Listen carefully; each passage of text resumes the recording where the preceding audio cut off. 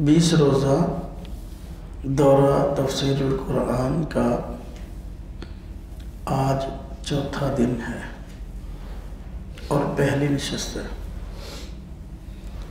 دوسرا پارہ ہے اور دوسرے پارے کا 7واں رکوع شروع ہو رہا ہے اور سورہ بقرہ ہے، اس کا 23واں رکوع شروع ہو رہا ہے۔ 22 رکوع کل ہو گئے تھے، دوسرا پارہ اور 7واں رکوع سورہ بقرہ 23واں رکوع۔ دیکھیں جی، اعوذ باللہ من الشیطان الرجیم، بسم اللہ الرحمن الرحیم۔ یا ایھا الذین آمنوا کتب علیکم الصیام، اے ایمان والو تم پر روزے فرض کیے گئے، کما کتب علی الذین من قبلکم، جیسا کہ فرض کیے گئے ان لوگوں پر جو تم سے پہلے گزرے ہیں، لعلکم تتقون، تاکہ تم پرہیزگار بن جاؤ۔ صیام کا لفظ واحد ہے، روزہ بھی کہہ سکتے ہیں کہ تم پر روزہ فرض کیا گیا جیسا کہ فرض کیا گیا تم سے پہلے لوگوں پر، تاکہ تم پرہیزگار بن جاؤ۔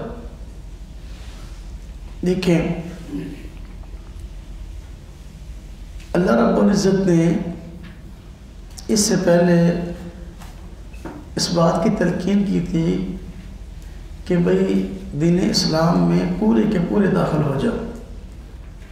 اب یہاں پر دین اسلام کے جو احکامات ہیں ان کی وضاحت شروع ہوئی ہے۔ ہاں جی، اس سے پہلے بھی ہوتی آ رہی، اب بھی۔ تو اب دین اسلام کے اہم احکام میں اور اسلام کے اہم ارکان میں سے روزہ ہے، تو اس کی وضاحت شروع ہوئی اور اس کا شرعی حکم بیان کیا کہ اے ایمان والو تم پر اللہ پاک نے روزے فرض کر دیے۔ روزے فرض،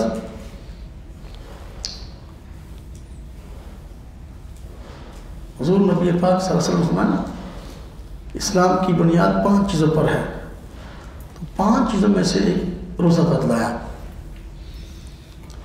تو جب روزے کا حکم آیا، بندہ سنتا کہ روزے فرض ہو گئے، ذہن میں یہ بات آتی ہے کہ یار صبح سے لے کر شام تک سارا دن بھوکا پیاسا کیسے رہیں گے، کیسے روزہ نبھا پائیں گے، پتہ نہیں نبھا پائیں کہ نہ نبھا پائیں۔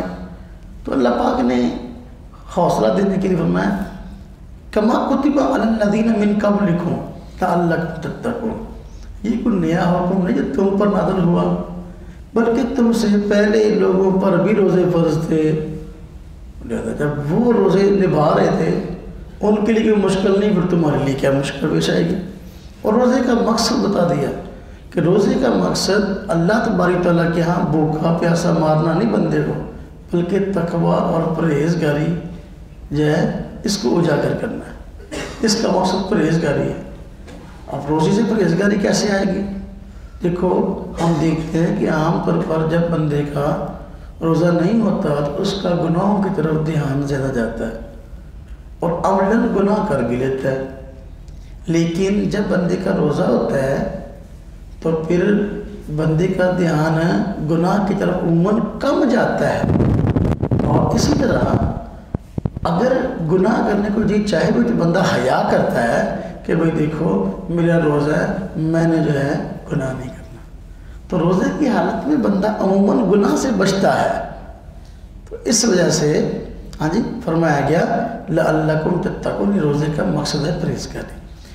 ایام معدودات، فرمایا یہ گنتی کے چند دن ہیں، روزے جو ہیں یہ گنتی کے چند دن ہیں، تو ان میں روزہ رکھو۔ مراد اس سے رمضان کا مہینہ ہی ہے، کوئی بندہ یہ نہ کہے کہ دیکھو جی قرآن نے کہا کہ روزے فرض ہیں لیکن ہیں چند دن کے، تو ہم تو پورا مہینہ رکھتے ہیں، پھر یہ کیا مسئلہ ہے؟ اگلی آیت میں پورا مہینے کا ہی مسئلہ ہے، جہاں گنتی کے چند دن جو فرمایا نا، مطلب یہ کہ پورا سال روزہ رکھنے کا حکم نہیں ہے، پورا سال دیکھیے 12 ماہ ہیں، 11 ماہ روزہ رکھنے کا حکم نہیں ہے، اس کے مقابلے میں یہ وقت کم ہے، اس لیے فرمایا ایام معدودات۔ فمن کان منکم مریضا او علی سفر فعدۃ من ایام اخر، کہ جو تم میں سے بندہ بیمار ہو یا سفر پہ ہو تو اس پر لازمی ہے کہ گنتی کو اور دنوں میں پورا کر لے۔ وعلی الذین یطیقونہ فدیۃ طعام مسکین، اور ان لوگوں پر جو طاقت رکھتے ہیں، ہاں جی، جو طاقت رکھتے ہیں روزے کی، تو ایک مسکین کا کھانا ہے بطور فدیہ کے۔ فمن تطوع خیرا فهو خیر اللہ، پھر جو کوئی کرے خوشی سے تو اس کے لیے بہت اچھا ہے، جو کوئی کرے خوشی سے نیکی کا کام تو اس کے لیے بہت اچھا ہے۔ وَأَن تَصُومُوا خَيْرٌ لَكُمْ، اور یہ کہ تم روزہ رکھو تمہارے لیے یہی بہتر ہے، ان کنتم تعلمون، اگر تم جانتے ہو۔ دیکھو روزہ فرض ہے عاقل بالغ مسلمان پر، لیکن اگر کوئی عذر پیش آ گیا اور صرف بندہ بیمار ہے، بیماری کی وجہ سے روزہ نبھا نہیں پائے گا، ہاں جی، یا سفر پہ ہے، سفر کی حالت میں بھی عموماً روزہ نبھانا مشکل ہوتا ہے۔ سفر کو ایک عذاب کا ٹکڑا کہا گیا حدیث پاک میں، تو لہذا اس وجہ سے گنجائش دی گئی اگر کوئی بندہ بیماری کی حالت میں یا سفر کی حالت میں ہے، روزہ نبھا نہیں پائے گا، تو پھر روزہ اس کو چھوڑنے کی اجازت ہے، اور اس کے بعد رمضان گزرنے کے بعد جب اس کی صحت ٹھیک ہو جائے یا سفر نہ ہو تو اپنے گھر میں ہو تو پھر ان روزوں کی جو ان دنوں میں نہیں رکھے قضا کر لے۔ دیکھیں مریض کے لیے اور مسافر کے لیے روزہ چھوڑنے کی اجازت ہے، لیکن اگر وہ رکھ لے گا تو اس کو ثواب ملے گا۔ یہ مطلب نہیں کہ اگر رکھے گا تو ادا نہ ہوگا، ایسی بات نہیں ہے، ادا ہو جائے گا۔ یہ تو ایک قسم کی آسانی دی شریعت نے۔ آگے وَعَلَى الَّذِينَ يُطِيقُونَهُ فِدْيَةٌ، کہتے ہیں کہ پہلے ایسا تھا کہ روزے کا حکم آیا تو گنجائش تھی، چونکہ نئے نئے روزے فرض ہوئے تھے تو گنجائش تھی اگر کوئی بندہ طاقت ہونے کے باوجود بھی روزہ نہ رکھے تو ایک مسکین کو ایک روزے کا فدیہ دے دے، 2 وقت کا کھانا کھلا دے، اس بات کی اجازت تھی۔ چونکہ پہلے روزہ رکھنے کی عادت نہیں تھی اس لیے اس طرح کی آسانی دی گئی، لیکن جب مسلسل روزے شریعت میں آنے لگے اور بار بار اس کا روزے کا کہنے کی ایک معاملہ ہو گیا اور اجتماعی ماحول بھی بن گیا تو اب یہ حکم منسوخ ہو گیا۔ وہ ایسا نہیں کہ کوئی بندہ روزہ رکھنے کی طاقت بھی رکھتا ہو تو وہ اب روزہ چھوڑ دے اور فدیہ ادا کر دے، اب فدیہ اس کے لیے نہیں ہے، بلکہ صحت مند بندے کے لیے جو بندہ روزہ نبھا سکتا ہے روزہ رکھنا ضروری ہے۔ بعض رات نے وَعَلَى الَّذِينَ يُطِيقُونَهُ کا مطلب یہ بیان کیا کہ اس کا مطلب یہ ہے کہ بھائی جو بندہ روزہ رکھے تو روزہ رکھنے والا بعد میں ایک روزے کے فدیے کے برابر صدقہ دے، مراد اس سے صدقۃ الفطر ہے، جس طرح کہ ہم رمضان میں روزے رکھتے ہیں اور روزوں کے اینڈ پر فطرانہ دیتے ہیں تو یہ فطرانہ ہے۔ فرمایا روزے رکھو، روزے رکھو تمہارے لیے ان کا رکھنا بہتر ہے، یعنی اللہ تبارک و تعالیٰ نے یہ روزے فرض کیے ہیں تو فرض کرنے میں تمہارا کوئی نقصان نہیں ہے، اس میں تمہارا فائدہ ہی ہے۔ ہاں ہو سکتا ہے اس کا فائدہ تمہاری سمجھ میں نہ آئے، دیکھو پورا سال الٹی سیدھی غذائیں کھا کے کم زیادہ کھا کے بندے کا معدہ متاثر ہوا ہوتا ہے اور جسم کے اندر ایسے غلیظ مادے جمع ہوتے ہیں جراثیم کہ جن کو ظاہر کرنے کی ضرورت ہے۔ تو آج کی سائنس بھی کہتی ہے کوئی بندہ سال کے بعد کچھ دن تک اس طرح 12-14 گھنٹے بھوکا پیاسا رہے تو ذرا معدہ خالی رہے گا تو وہ رطوبات ساری آہستہ آہستہ گندی جراثیم ختم ہو جائیں گے۔ تو لہذا اللہ پاک کی حکمت یہی ہے کہ بندے پر انعامات کی بارش کرے، تو روزے کی حالت میں بھی اللہ تبارک و تعالیٰ بندے پر انعام فرمانا چاہتے ہیں کہ اس کے جسم کے اندر جتنے موذی جراثیم ہیں روزے کے ذریعے زائل کرنا چاہتے ہیں۔ فرمایا وَأَن تَصُومُوا خَيْرٌ لَكُمْ، روزہ رکھو تمہارے لیے یہی بہتر ہے۔ لہذا روزے میں بندے کا اپنا فائدہ ہے، بندے کا نقصان نہیں ہے۔ شہر رمضان الذی انزل فیہ القرآن ھدی للناس وبینات من الھدی والفرقان، فرمایا کہ رمضان کا مہینہ تو وہ ہے، شہر رمضان الذی، رمضان کا مہینہ تو وہ ہے کہ جس میں قرآن کریم نازل کیا گیا۔ اب پہلے وہ قرآن کریم ہدایت کا ذریعہ ہے لوگوں کے لیے، اور اس میں ہدایت حاصل کرنے کی روشن دلیلیں ہیں، والفرقان، اور حق اور باطل، حق کو باطل سے جدا کرنے کی بھی دلیلیں موجود ہیں۔ فمن شاہد منکم الشہر فلیصم، جو کوئی روزہ رکھے تم میں سے، فمن شاہد منکم الشہر، بس جو کوئی موجود ہو تم میں اس مہینے کے اندر، فلیصم، تو اس مہینے میں روزہ رکھے۔ سمجھے ذرا، آیت ذرا بڑی ہے، ساتھ ساتھ تشریح دیکھ لیتے ہیں۔ فرمایا کہ رمضان کا مہینہ وہ جس میں قرآن کریم اتارا گیا، تو پہلے دن جو نشست ہوئی تھی قرآن کریم کی بنیادی باتوں کے متعلق ہم نے نشست کی تھی پہلی، اسے میں نے بتایا تھا قرآن کریم کا نزول 2 مرتبہ ہوا۔ ایک مرتبہ لوح محفوظ سے آسمان دنیا پر، ہاں جی، تو سارے کا سارے اکٹھا قرآن اترا، اور اس کے بعد حضور نبی پاک صلی اللہ علیہ وسلم کے قلب اطہر پر تھوڑا تھوڑا جس طرح تقاضے سامنے آتے گئے اس طرح نازل ہوتا رہا، 23 سال میں مکمل ہوا۔ جو لوح محفوظ سے آسمان دنیا پر نازل ہوا قرآن کریم یک بارگی، وہ بھی رمضان میں ہوا۔ حضور نبی پاک صلی اللہ علیہ وسلم پر اس کا نزول شروع ہوا تو وہ بھی رمضان میں ہوا۔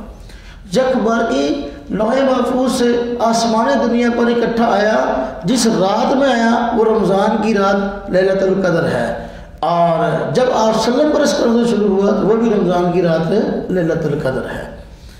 فرمایا اب یہ رمضان کے مہینے کی گویا عظمت بتائی کہ رمضان کا مہینہ بڑا بابرکت ہے کہ اس میں قرآن کریم کا نزول ہوا۔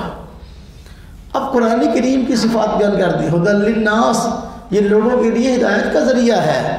ہاں جی، جو پڑھتا ہے وہ ہدایت پہ آتا ہے، جو سنتا ہے وہ ہدایت پہ جاتا ہے۔ وبینات من الھدی، محض جو ہے اس میں قرآن کریم کے اندر محض احکام نہیں، احکام کے ساتھ ساتھ اللہ رب العزت نے اس میں اسلام کی حقانیت اور اسلامی نظریات کا ایک تفوق اور اس کی حقانیت پر اللہ پاک نے بہت سارے دلائل بیان کیے ہیں۔ والفرقان، اور قرآن کریم جو ہے یہ حق اور باطل کو جاننے کا معیار بھی ہے۔ سابقہ اقوام نے اسلام کے اندر، دین کے اندر جو تبدیلیاں کر دی تھی اور جو نظریات میں بگاڑ پیدا کر دیا تھا، تو قرآن کریم میں اللہ رب العزت نے نظریات کی تصحیح فرمائی اور صحیح نظریات بتلائے۔ آج معلوم کرنا ہو کہ صحیح نظریہ اور عقیدہ کیا ہے، کسی بھی دین کے بنیادی نظریات تصورات کیا ہونے چاہیے، تو یہ چیز قرآن نے بتائی ہے۔ حق اور باطل میں فرق کرنا قرآن کریم کے ذریعے آسان ہو گیا۔ اب اللہ پاک نے قرآن کریم میں توحید کے دلائل بیان کیے، شرک کا رد کیا، عقیدہ رسالت کو بیان کیا اور منکرین رسالت کا رد کیا، قیامت کو بیان کیا، منکرین قیامت کا رد کیا اور دلائل سے کیا۔ یہ ہے وبینات من الھدی والفرقان۔ فمن شاہد منکم الشہر فلیصم، فرمایا جو بندہ اس مہینے میں موجود ہو تو وہ اس مہینے میں روزے رکھے۔ اب دیکھو تشریح آ گئی، پیچھے فرمایا تھا ایام معدودات کہ روزے رکھو، اور یہ گنتی کے کچھ دن ہیں۔ اس سے بات ذہن میں آئی کہ شاید کہ روزے 2 دن 3 دن 4 دن نہیں، ایک مہینہ ہے۔ فمن شاہد منکم الشہر فلیصم، جو شخص اس مہینے میں موجود ہو، ہاں جی، تو اب وہ اس کے روزے رکھے۔ ومن کان مریضا او علی سفر فعدۃ من ایام اخر، پھر وہی بات فرما دی، جو بندہ بیمار ہے یا سفر پہ ہے تو وہ اس کی گنتی یعنی روزوں کی اور دنوں میں پوری کر لے۔ یرید اللہ بکم اليسر ولا یرید بکم العسر، فرمایا اللہ پاک تم پر آسانی چاہتے ہیں اور اللہ پاک تنگی نہیں چاہتے۔ روزہ فرض کیا، اس میں بھی اللہ پاک کی حکمت اور مشقت، اگر ہے کوئی پریشانی ہے کوئی عذر ہے تو تو اس کی وجہ سے واقعی طور پر روزہ چھوڑنا اللہ پاک نے جائز بتلا دیا.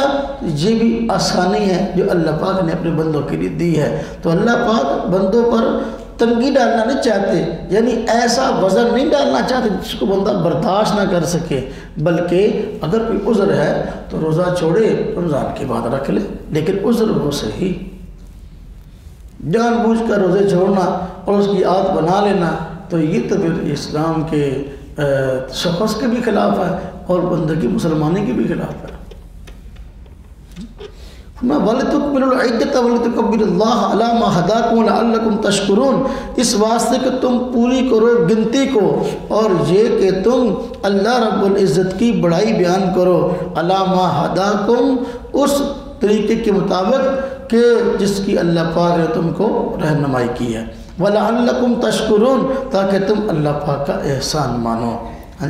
مطلب یہ ہے اگر روزے عذر کی وجہ سے نہیں رکھ سکے تو پھر بعد میں ان کی قضا کر لو. وَإِذَا سَأَلَكَ عِبَادِي عَنِّي فَإِنِّي قَرِيبٌ أُجِيبُ دَعْوَةَ الدَّاعِ إِذَا دَعَانِي. حضور نبی پاک صلی اللہ علیہ وسلم کے پاس ایک شخص آیا اور آ کر کہنے لگا کہ حضور مجھے بتلائیں کہ میرا رب دور ہے کہ میں اس کو اونچی اونچی آواز سے پکاروں، یا میرا رب قریب ہے کہ میں اس کو آہستہ آواز سے پکاروں. فَنُنَاجِيهِ، ہاں جی، دور ہے فَنُنَادِيهِ کہ اسی انہوں اونچی اونچی آواز نہ پکاریے. رب قریب ہے فَنُنَاجِيهِ کہ ہم آہستہ آواز سے اس سے راز و نیاز کریں. تو جواب میں آیت آ گئی وَإِذَا سَأَلَكَ عِبَادِي عَنِّي فَإِنِّي قَرِيبٌ. جب آپ سے پوچھے میرے بندے میرے بارے میں تو فَإِنِّي قَرِيبٌ، بتلا دو کہ میں قریب ہوں. أُجِيبُ دَعْوَةَ الدَّاعِ إِذَا دَعَانِي، میں قبول کرتا ہوں بندے کی دعا کو جب وہ مجھ سے دعا مانگتا ہے. فَلْيَسْتَجِيبُوا لِي، تو بندوں کو چاہیے کہ وہ میرا حکم مانیں. وَلْيُؤْمِنُوا بِي، اور مجھ پر ایمان لائیں. لَعَلَّهُمْ يَرْشُدُونَ، تاکہ وہ سیدھی راہ پہ آئے. اب دیکھیں یہاں فرمایا کہ میرے بندے میرے بارے میں پوچھیں کہ ہاں جی کہاں ہوں تو کیا ہوتا ہو، فَإِنِّي قَرِيبٌ، میں قریب ہوں. جو کہتے ہیں کہ ذات باری تعالیٰ صرف عرش پہ ہے، اس کے علاوہ رب تعالیٰ کی ذات کہیں اور موجود نہیں، تو فَإِنِّي قَرِيب کا مطلب کیا ہے؟ دوسری جگہ فرمایا وَنَحْنُ أَقْرَبُ إِلَيْهِ مِنْ حَبْلِ الْوَرِيدِ، کہ ہم بندے کے شاہ رگ سے زیادہ قریب ہیں. یہ جو اہل حدیث کہتے ہیں کہ جی وہ اللہ پاک صرف عرش پہ کہیں اور نہیں ہے، تو قرآن کریم کی آیت کیا مطلب ہے؟ اب اس میں کوئی نہ کوئی ان کو عقلی تعبیر کرنی پڑے گی. ہم کہتے ہیں عقلی تعبیر کو چھوڑو، جو بات صراحتاً قرآن کریم میں آئی اس کو تسلیم کرو. باری تعالیٰ کی ذات وراء الورا ہماری عقل سے جس طرح اللہ پاک نے فرمایا اس سب پر ہمارا ایمان ہے.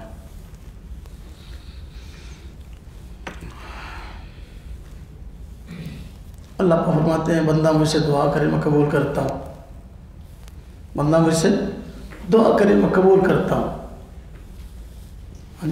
قبولیت کا کیا معنی ہے؟ ہم کیا سمجھتے ہیں دعا کی قبولیت یہ ہے کہ جو مانگا فوراً مل جائے، حالانکہ ایسا نہیں. مومن کی دعا کبھی رد نہیں ہوتی.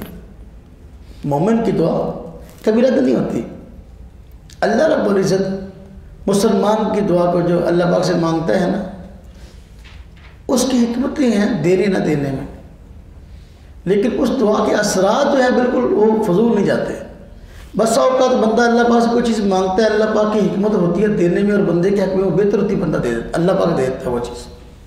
اور بس اوقات اس چیز کا ملنا اس بندے کے حق میں بہتر نہیں ہوتا، تو اللہ تبارک تعالیٰ جو چیز مانگتے ہیں وہ تو نہیں دیتے، لیکن اس کی وجہ سے اس کے گناہ معاف کر دیتے ہیں.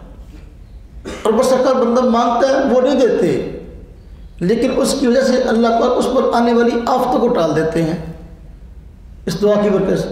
اور بس اوقات بندہ جو مانگتا ہے وہ نہیں دیتے، لیکن ان دعاؤں کو بندے کے لیے آخرت کا ذخیرہ بنا دیتے ہیں، اور اس کا انعام بندے کو آخرت میں بہت زیادہ ملے گا. حدیث پاک میں آتا ہے کہ بندہ جنت میں جائے گا اور جنت کی نعمتیں بہت زیادہ اپنے ارد گرد دیکھے جو اللہ پاک کی طرف سے نصیب ہوں گی. تو اللہ پاک سے بطور تعجب کے پوچھے گا یا باری تعالیٰ میرے تو اتنے عمل نہیں تھے کہ جتنے مجھ پر انعامات ہوئے وہ کس وجہ سے؟ نعمتیں کیوں ملی؟ تو اللہ پاک فرمائیں گے بندے تو دنیا میں مجھ سے بہت ساری چیزیں مانگتا رہا، اس کے نہ دینے میں میری کوئی نہ کوئی حکمت تھی، لیکن ان دعاؤں کو میں نے تیرے لیے آخرت کا ذخیرہ بنا لیا تھا۔ آج جو تو نعمتیں دیکھ رہا ہے تیرے عمل سے بڑھ کر تجھے ملی ہوئی ہیں، یہ تیری ان دعاؤں کا نتیجہ ہے جو دنیا میں تو نے مانگا اور میں نے تجھے نہیں دیا۔ اور بندہ خوش ہوگا اور اس وقت خواہش کرے گا ہائے کاش کہ دنیا میں میری کوئی دعا قبول نہ ہوئی ہوتی کہ مجھے اور انعامات آج ملتے۔ تو لہذا مومن کی دعا رد نہیں ہوتی۔ اجیبوا دعوۃ الداعی اذا دعانی، فرمایا بندہ جب مجھ سے دعا کرتا ہے میں دعا کو سنتا ہوں، قبول کرتا ہوں، لیکن آگے اس کی اللہ پاک کی حکمتیں ہیں کہ ان دعاؤں کے اثرات کس صورت میں ظاہر ہونے ہیں۔ بندہ تو جلد باز ہے نا، بندہ چاہتا ہے ادھر اللہ کو منگیا ادھر فوراً میرے ہاتھ چو چیز آ جائے۔ کہتے ہیں گنجے کو ناخن ملے تھے،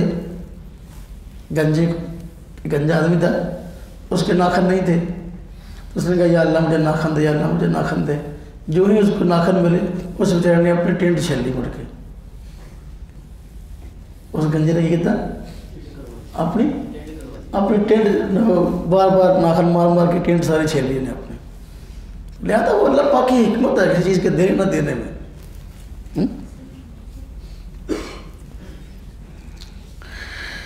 فرمایا آگے احل لکم لیلۃ الصیام الرفث الی نسائکم، اس میں روزے کے متعلق ایک شرعی حکم کی وضاحت ہے۔ جب رمضان کے مہینہ میں روزے فرض ہوئے، ابتدا میں صورتحال تھی کہ رات کے وقت بندہ جب سو جاتا، افطاری کے بعد جب بندہ سو جاتا تو روزہ شروع ہو جاتا تھا اور روزے والے احکام شروع ہو جاتے تھے۔ اب اس کے بعد نہ تو کھانا پینا جائز تھا اور نہ ہی بیوی سے مباشرت جائز تھی، تو اس طرح کے معاملات جو روزے کی حالت میں جائز نہیں ہوتے وہ لاگو ہو جاتے ہیں۔ روزہ اسی وقت رات کو سونے کے بعد شروع ہو جاتا، پہلے یہ حکم تھا۔ اب اس میں صحابہ اکرام کو پریشانیاں ہوئیں، بعض سے بھولے سے وہ کام ہو گئے جو رات کو نہیں ہونے چاہیے۔ اس طرح کسی نے بیوی سے مباشرت کر لی، رات کو سب کو اٹھا، تو اس طرح تو اللہ تبارک تعالیٰ نے پھر بندوں کے لیے آسانی فرما دی کہ بھائی اب رات اپنا غروب آفتاب کے وقت جب روزہ افطار کر لو تو صبح سحری کا وقت ختم ہونے تک اب تم جو چاہے اپنا کھا پی سکتے ہو، جنسی معاملات وہ بھی اب کسی قسم کی کوئی تنگی نہیں ہے۔ تو اللہ پاک نے اس معاملے میں مزید آسانی فرما دی، اس کی وضاحت کی۔ فرمایا احل لکم لیلۃ الصیام الرفث الی نسائکم، حلال کیا گیا تمہارے لیے روزے کی راتوں میں اپنی عورتوں سے بے حجاب ہونا، یعنی بے پردہ ہونا۔ لباس لکم ہن لباس لکم وانتم لباس لہن، وہ تمہارا لباس ہے اور تم ان کا لباس ہو۔ لباس کے ذریعے بندہ اپنے عیب کو چھپاتا ہے، اور میاں بیوی ایک دوسرے کے رازدان ہوتے ہیں، اور بندے کے خاوند ہو یا بیوی، ان کے عیب جو ہے وہ چھپ جاتے ہیں نکاح کی وجہ سے، تو یہ دونوں رازدان ہوتے ہیں۔ تو ہن لباس لکم وانتم لباس لہن کہا گیا۔ علم اللہ انکم کنتم تختانون انفسکم، اللہ پاک جانتے ہیں کہ جو تم سے خیانت ہوئی اپنے معاملے میں، فتاب علیکم، تو اللہ پاک نے تم کو معاف کیا، وعفا عنکم، اور تم سے درگزر کیا، یعنی اب جو تم سے پہلے معاملات ہوئے رات کے وقت اب وہ اللہ پاک نے معاف کیے۔ فالآن باشروہن، اب تم ان عورتوں سے مباشرت کرو، وابتغوا ما كتب اللہ لکم، اور ڈھونڈو جو اللہ پاک نے تمہارے لیے مقرر کر رکھا ہے، یعنی مطلب یہ کہ بندے کی خواہش ہوتی ہے شادی کے بعد اللہ پاک اولاد دے، تو لہذا اسباب کے درجے میں یہ میاں بیوی کا آپس میں ملنا مباشرت یہ اولاد کا ذریعہ ہے، اس کی طرف اشارہ کیا۔ وَكُلُوا وَاشْرَبُوا، اور کھاؤ اور پیو، حَتَّى يَتَبَيَّنَ لَكُمُ الْخَيْطُ الْأَبْيَضُ مِنَ الْخَيْطِ الْأَسْوَدِ مِنَ الْفَجْرِ، فرمایا کھاؤ اور پیو کب تک کہ جب تک کہ سفید دھاگا سیاہ دھاگے سے صاف نظر نہ آنے لگے فجر تک. اب کیا مطلب؟ یعنی فرمایا کہ بھئی رات کو تمہیں کھانے پینے کی اجازت ہے جب تک سفید دھاگا سیاہ دھاگے سے ممتاز نہ ہو جائے. یعنی کیا مطلب؟ اب یہاں مطلب یہ تھا کہ سفید دھاگے سے مراد صبح کی سفیدی، اپنا سیاہ دھاگے سے مراد رات کی سیاہی. یعنی اس وقت تک کھاؤ جب تک رات کی سیاہی صبح کی سفیدی سے ممتاز نہ ہو جائے، یعنی سحری کا وقت ختم نہ ہو جائے. جب تک سحری کا وقت ختم نہیں ہوتا، صبح جسے کہتے ہیں صبح صادق، صبح صادق جب ہوتی ہے تو سحری کا وقت ختم ہو جاتا ہے اور روزہ شروع ہو جاتا ہے. یہ صبح صادق کے وقت ایسا ہی ہوتا ہے کہ افق کی طرف جو ہے وہ آسمان پہ سفیدی ظاہر ہوتی ہے، تو وہ پھر آہستہ آہستہ سفیدی چڑائی رخ پھیلتی چلی جاتی ہے، سفیدی غالب آتی جاتی ہے. جو سیاہی ہے وہ سیاہی جو آہستہ آہستہ چھٹتی جاتی ہے جہاں تک دیکھتے دیکھتے دیکھتے دیکھتے دن چڑھ جاتا ہے. جب اس چیز کی ابتدا ہو اس کو صبح صادق کہتے ہیں. اس وقت تک کھا پی سکتے ہو، جو ہی صبح صادق ہوگی روزہ شروع ہو جائے گا. جب یہ آیت اتری تو ایک صحابی، ان کو پتہ نہیں تھا کہ یہ خیط ابیض اور خیط اسود کیا ہے، تو وہ دو دھاگے اپنے پاس رکھ لیتے رات کو سوتے وقت، ایک سفید اور ایک سیاہ، تو کھاتے پیتے رہتے جب تک دونوں دھاگوں میں آپس میں فرق معلوم نہ ہوتا بھی، جنہیں تک یہ دونوں نہیں کالا ہوا چٹا ہوا صحیح طرح نظر نہ ہونے پر میں کھائی آج پر. ہاں جی، تو وہ تکیے کے نیچے دو دھاگے رکھ کے آرام سے سوتے اور اٹھتے رہتے، کھاتے پیتے رہتے. اس طرح کا معاملہ تھا. تو جب تک دونوں دھاگوں میں فرق نظر نہ آتا، یعنی اتنی روشنی نہ ہو جاتی کہ جب تک دونوں دھاگوں میں فرق نظر نہ آنے لگے اس وقت تک کھاتے پیتے رہتے. حضرت نبی پاک صلی اللہ علیہ وسلم کے سامنے جب اس بات کا تذکرہ آیا تو آپ نے بطور مزاح کے ان کو فرمایا، واہ بھائی واہ، تیرا تکیہ تو بہت بڑا ہے کہ پوری رات اور دن اس تکیے کے نیچے آ گئے، رات اور دن اس تکیے کے نیچے آ گئے. تو یہ چیز ثم اتموا الصیام الی اللیل، پھر پورا کرو روزے کو رات تک. توجہ کریں، روزہ ہے طلوع فجر سے لے کر غروب شمس تک. یہ یعنی کھانے پینے اور جنسی مباشرت سے رکے رہنے کا نام، اور اس کے علاوہ بری عادات اخلاق سے رکے رہنے کا نام یہ روزہ ہے. تو رات کی ابتدا کب ہوتی ہے؟ میں رات تک. اب رات شامل نہیں روزے کے حکم میں، غایت مغیہ کے حکم میں شامل نہیں ہے. علاقہ ماقبل، ہاں جی، اور علاقہ مابعد جانتے ہیں نا غایت مغیہ ہے، تو یہاں جو ہے علاقہ مابعد ماقبل کے حکم میں شامل ہے نہیں ہے. جو ہی رات شروع ہوگی تو اس وقت روزہ ختم ہو جائے گا، پورا ہو جائے گا.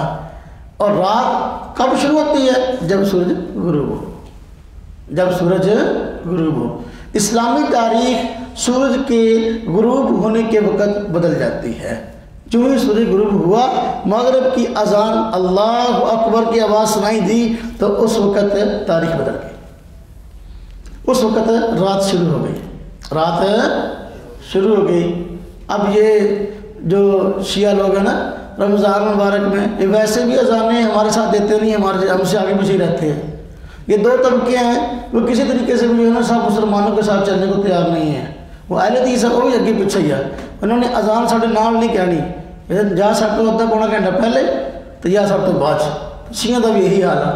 اب وہ رمضان میں ایک شیعہ کسی نے پوچھا ہوگا کہ جی آپ روزہ افطار بہت لیٹ کرتے ہو، کہتا ہے جی کہ اس لیے کہ قرآن کریم میں ہے اتموا الصیام الی اللیل، کہ روزہ رکھو رات کے چھانے تک. یہ چھانا کہاں سے آ گیا بھائی؟ رات کے آنے تک، رات کے چھانے تک نہیں، رات کے آنے تک. یہ ابھی علماء بیٹھے ماشاء نیچے عالمات بیٹھے یہ سمجھتی ہیں کہ الہ جو آیا ہے نا، الہ یہ کہتا ہے کہ میرا ماں بعد ماں قبل کے حکم میں شامل نہیں، رات روزے کے حکم میں شامل نہیں. تو رات کے چھانے کا معاملہ کہاں سے آ گیا؟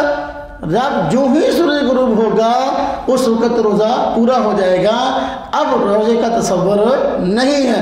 لہذا وہ صرف اپنی کمپنی کی مشہوری کے لیے انہوں نے کام کیا ہوا ہے کہ وہ 20-25 منٹ ٹھہر کے ذرا یہ کام کرتے روزہ کھولتے ہیں۔ وہ ایک طبقہ ہے کہ وہ ابھی سورج غروب بھی نہیں ہوا ہوتا تو وہ روزے کھلوا دیتا ہے، تو یہ غروب ہو جاتا ہے تب بھی نہیں کھلواتا۔ یہ دونوں افراد توحید کا شکار ہیں۔ اللہ تبارک تعالیٰ کا شکر ہے کہ اللہ پاک نے ہمیں دین کے معاملات میں الحمدللہ اہل سنت والجماعت کو اعتدال والا رستہ دیا ہے۔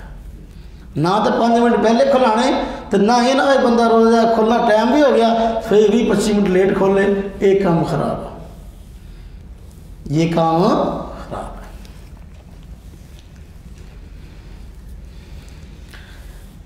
وَلَا تُبَاشِرُوهُنَّ وَأَنْتُمْ عَاكِفُونَ فِي الْمَسَاجِدِ، فرمایا کہ اپنی بیویوں سے مباشرت نہ کرو جس وقت کہ تم مسجد کے اندر اعتکاف کی حالت میں ہو۔ روزے کی حالت میں مباشرت جائز نہیں ہے۔ اسی طرح جو ہے وہ اگر بندہ مسجد میں اعتکاف میں بیٹھ گیا ہے تو اعتکاف کی حالت میں بھی وہ جنسی خواہشات پوری نہیں کر سکتا، مباشرت جائز نہیں ہے۔ دل کا حدود اللہ، فرمایا یہ اللہ پاک کی حد بندیاں ہیں، فلا تقربوها، ان کے قریب نہ آؤ، ان کے قریب نہ آؤ۔ کذالک یبین اللہ آیاتہ للناس لعلہم یتقون، اسی طرح اللہ پاک کھول کے بیان کرتا ہے اپنی باتیں لوگوں کو تاکہ اپنے احکامات لوگوں کو تاکہ لوگ اللہ کی نافرمانی سے بچتے رہیں۔ دیکھیں اب دیکھو اللہ پاک نے اسے احکامات بیان کر دیے روزے کے، میں یہ اللہ کی حد بندیاں ہیں، پورا بیان کر کے مسئلہ روزے کے احکام ختم ہو رہے تھے تو بتا دیا اللہ کی حد بندیاں، یعنی جو مسئلہ جس طرح بیان ہوا اسی طرح عمل کرنا، اپنی طرف ہونا وعدہ ہوتا نہ کٹا ہو۔ جو بندہ یہ کام کرے گا تو ظاہر بات ہے اس بندے کو وہ اجر نہیں ملنے والا جو کہ شرعی حکم پر اللہ تبارک و تعالیٰ نے رکھا ہے۔ آگے فرمایا بلا تاکلوا اموالکم بینکم بالباطل، باطل طریقے سے ناجائز طریقے سے دوسروں کا مال کھانے سے منع کیا۔ ناجائز طریقے سے اپنا مال کمانا، ناجائز طریقے سے دوسرے کا مال کھانا، اس میں سب صورتیں شامل ہیں۔ ناجائز طریقہ کیا ہے؟ ہاں جی، یہ جوا، یہ سٹا، یہ سود، یہ قمار بازی اور یہ لکی کمیٹیاں اور اس طرح کی اور آج کل بڑی ایپیں نکلی ہوئی ہیں، فلاں ایپ ہے، ہاں جی وہ ڈاؤن لوڈ کر لو، اتنے پیسے جمع کرا دو تو پھر ایڈیں لگاتے رہو تو تمہیں پیسے آتے رہیں گے۔ سوال ہے آگے بیچتے رہو۔ کل مجھ سے ایک بچے نے مسئلہ پوچھا کہ جی وہ فلاں کوئی کمپنی ہے تو اس کی چیزیں ہم بیچتے ہیں تو ہمیں اتنے پیسے ملتے ہیں۔ میں نے کہا آپ بیچتے ہو اس چیز کو آپ نے دیکھا ہے؟ کہتے نہیں اس نے دیکھی تھی نہیں، ساڑھو بڑا ہوں دیا۔ اچھا تو جب آپ نے اس کو دیکھا ہی نہیں، اچھا آگے بیچ رہے ہو، جو چیز آپ کے قبضے میں نہیں ہے تو آپ کیسے بیچتے ہو؟ تو ہم تو یہی نہیں پتا بندہ بیٹھا کتنے ہے، تو ہم تو یہی نہیں پتا وہ چیز جی ہے وہ صحیح ہے غلط بھی کوالٹی کی ہے، تو ہم اپنی طرف وہ جھوٹیاں صفات بھی بیان کرنی پڑیں گی۔ لہذا بھائی یہ نہ دیکھو کہ مجھے فلاں چیز میں پیسے بڑی آسانی سے آ رہے ہیں، میرے اکاؤنٹ میں جمع ہو رہے ہیں، یہ دیکھو کہ بھائی جو میں رزق کما رہا ہوں یہ شبہات سے پاک ہے کہ نہیں۔ کوئی ایسا کاروبار نہ کریں جو بندے کو شبہات میں مبتلا ہونے والا ہو یا مبتلا کرنے والا ہو۔ فرمایا باطل طریقے سے مال نہ کھاؤ وَتُدْرُوا بِهَا، اب اس کی ایک صورت یہ بھی ہے کہ باطل طریقے سے مال نہیں کھانا کہ بسا اوقات بندہ کسی کی زمین دبا لی، کسی کی جائیداد پہ قبضہ کر لیا، کوئی مال ہتھیا لیا، اب پتہ ہے کہ میں نے غبن کیا مجھ پر کیس ہوگا، تو بندہ جیڑے تھلے برسر اقتدار بندے ہیں نا انہوں نے تو کچھ پیسے لا دوں، ہاں جی جج کو پیسے لگا دیے، رشوت دے دی، تھانے دار کو رشوت دے دی، فلاں عہدے منصب تاکہ میں چھوٹا رہوں۔ یہ فرمایا وَلَا تَأْكُلُوا أَمْوَالَكُمْ بَيْنَكُمْ بِالْبَاطِلِ، نہ کھاؤ ہاں جی ایک دوسرے کا مال ناجائز طریقے سے، وَتُدْرُوا بِهَا الْحُكَّامَ، کہ تم ان کو پہنچاؤ حاکموں تک، لِتَأْكُلُوا فَرِيقًا مِنْ أَمْوَالِ النَّاسِ، کہ تم کہ کھائے تم میں سے ایک جماعت لوگوں کے مالوں کو بالاسم گناہ کی وجہ سے، وَأَنْتُمْ تَعْلَمُونَ، اور تم کو پتہ بھی ہو۔ یعنی اب یہ حاکموں کے پاس معاملہ لے جانا، ہمیں پتہ بھی اگر میں گڑبڑ کی تھی میرے تک کیس ہی وہاں سے زیادہ تو کوئی نہیں، میں جج نے پیسے لا دوں گا۔ ادھر بندہ قتل کرتا، ادھر نال ہی پولیس والے نے پہلے ہی ساز باز کی ہوں، پیسے دیتے ہوں بھی تمہیں کال آنی ہے مجھے گرفتار کرنا ہے۔ یہ جو ہاں جی دنیا کے ماحول اور کاروباری یہ گبن جو ہوتے ہیں آج کل، فلانا اتنے کروڑ لے کے بھاگ گیا، فلانا اتنے کروڑ لے کے بھاگ گیا، ہاں جی اب کیس بھی نہ ہو تو اداروں کو پیسے دے دیے، ہاں جی یہ کام خراب ہے، اس کو گناہ کہا گیا۔ سورہ بقرہ کا 23واں رکوع پورا ہو گیا اور دوسرے پارے کا ہاں جی 7واں رکوع پورا ہو گیا۔ آگے سورہ بقرہ کا 24واں رکوع اور دوسرے پارے کا 8واں رکوع شروع ہو رہا ہے۔ یسألونک عن الاہلہ قل ہی مواقیت للناس والحج۔ پچھلے رکوع میں مسئلہ ہے تھا رمضان کے مہینے کے روزہ رکھنے کا۔ رمضان کے مہینے کے روزے کی ابتدا جو ہے ظاہر بات ہے اس وقت ہوگی جب چاند نظر آ جائے، جب چاند نظر آ جائے تو چاند آئے تو روزے شروع ہوتے ہیں، چاند جائے تو روزے ختم ہوتے ہیں۔ تو چاند کا مسئلہ اس لیے اگلے رکوع میں چاند کی بات کرتے ہیں۔ یسألونک عن الاہلہ، کہتے ہیں وہ پوچھتے ہیں آپ سے چاند کے متعلق، آپ فرما دیجئے ہی مواقیت للناس، یہ لوگوں کے لیے اوقات کے معلوم کرنے کا ذریعہ ہے، والحج اور حج کے دن معلوم کرنے کا ذریعہ ہے۔ آپ سے سوال ہوتا ہے چاند کے متعلق، تو بظاہر یہ ہے کہ چاند کے متعلق پوچھا گیا تھا کہ چاند کی حقیقت کیا ہے۔ ہم دیکھتے ہیں کہ ابتدائی دنوں میں یہ بہت کم ہوتا ہے، پھر آہستہ آہستہ آہستہ آہستہ بڑھتا رہتا ہے، حتیٰ کہ 14ویں کو مکمل ہو جاتا ہے، پھر آہستہ آہستہ کم ہونا شروع ہوتا ہے کہ آخری مہینے کے آخر میں جا کر پھر بالکل چھوٹا سا پھر گیا۔ یہ اس کی وجہ کیا ہے؟ سوال تو غالباً یہی ہوا تھا، لیکن جواب یہ نہیں دیا گیا۔ کیوں؟ اس لیے کہ بندے کا اسی سے تعلق کوئی نہیں، یہ خالق کا نظام ہے اور اس میں اس کی حکمتیں ہیں، اور بس بسا اوقات چیز وہ بتلائی جاتی ہے مخاطب کو جس میں اس کا فائدہ ہو۔ تو لہذا یہاں اس نظام کی حقیقت تو نہیں بتائی گئی، لیکن ہاں یہ بتایا گیا کہ چاند کے ذریعے تمہیں فائدہ کیا ہوتا ہے، اللہ تبارک تعالیٰ نے چاند والی نعمت تمہیں دی ہے، اس کے فوائد کیا ہیں۔ چھوڑو اس نظام کی حقیقت کو، وہ باری تعالیٰ کا نظام ہے۔ فرمایا دیکھو آپ فرما دیجئے یہ مواقیت للناس، یہ لوگوں کے لیے اوقات معلوم کرنے کا ذریعہ ہے۔ ہاں جی تاریخ کون سی ہے، آج کون سی ہے، آج کون سی ہے، کون سا مہینہ ہے، کیا ہے، اوقات معلوم کرنے کا ذریعہ ہے۔ ہاں جی اب چاند اگر آ گیا رہتا پہلا روزہ ہے، اب روزے 29 سے 30 ہو گئے، چاند اگر آ گیا سب کو عید ہے، تمہارے لیے بھائی چاند کا یہ فائدہ ہے۔ والحج اور حج کے مہینے معلوم کرنے کا، حج کے اوقات معلوم کرنے کا ذریعہ ہے، کیونکہ حج بھی سارا سال تھوڑی ہوتا ہے بلکہ یہ بھی مخصوص دنوں میں ہوتا ہے، تو لہذا فرمایا کہ حج کے اوقات معلوم کرنے کا ذریعہ ہے۔ اب جب حج کے ایام آ جائیں گے تو جن لوگوں پر حج فرض ہے، جو کرنا چاہتے ہیں تو وہ کریں، یہ اس کے فوائد ہیں چاند کے۔ وَلَيْسَ الْبِرُّ بِأَن تَأْتُوا الْبُيُوتَ مِن ظُهُورِهَا وَلَكِنَّ الْبِرَّ مَنِ اتَّقَىٰ۔ صورتحال یہ کہ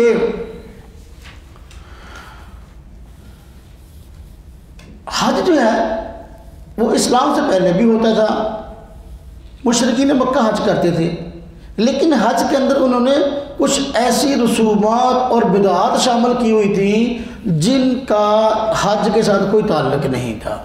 اسلام نے آ کر حج کو برقرار رکھا اور حج کو اسلام کے بنیادی ارکان میں شمار کیا، لیکن اس حج کے ادائیگی میں جو بدعات ایجاد کی تھی مشرکین مکہ نے، غلط چیزیں، ان کی تصحیح فرمائی، ان کی اصلاح فرمائی۔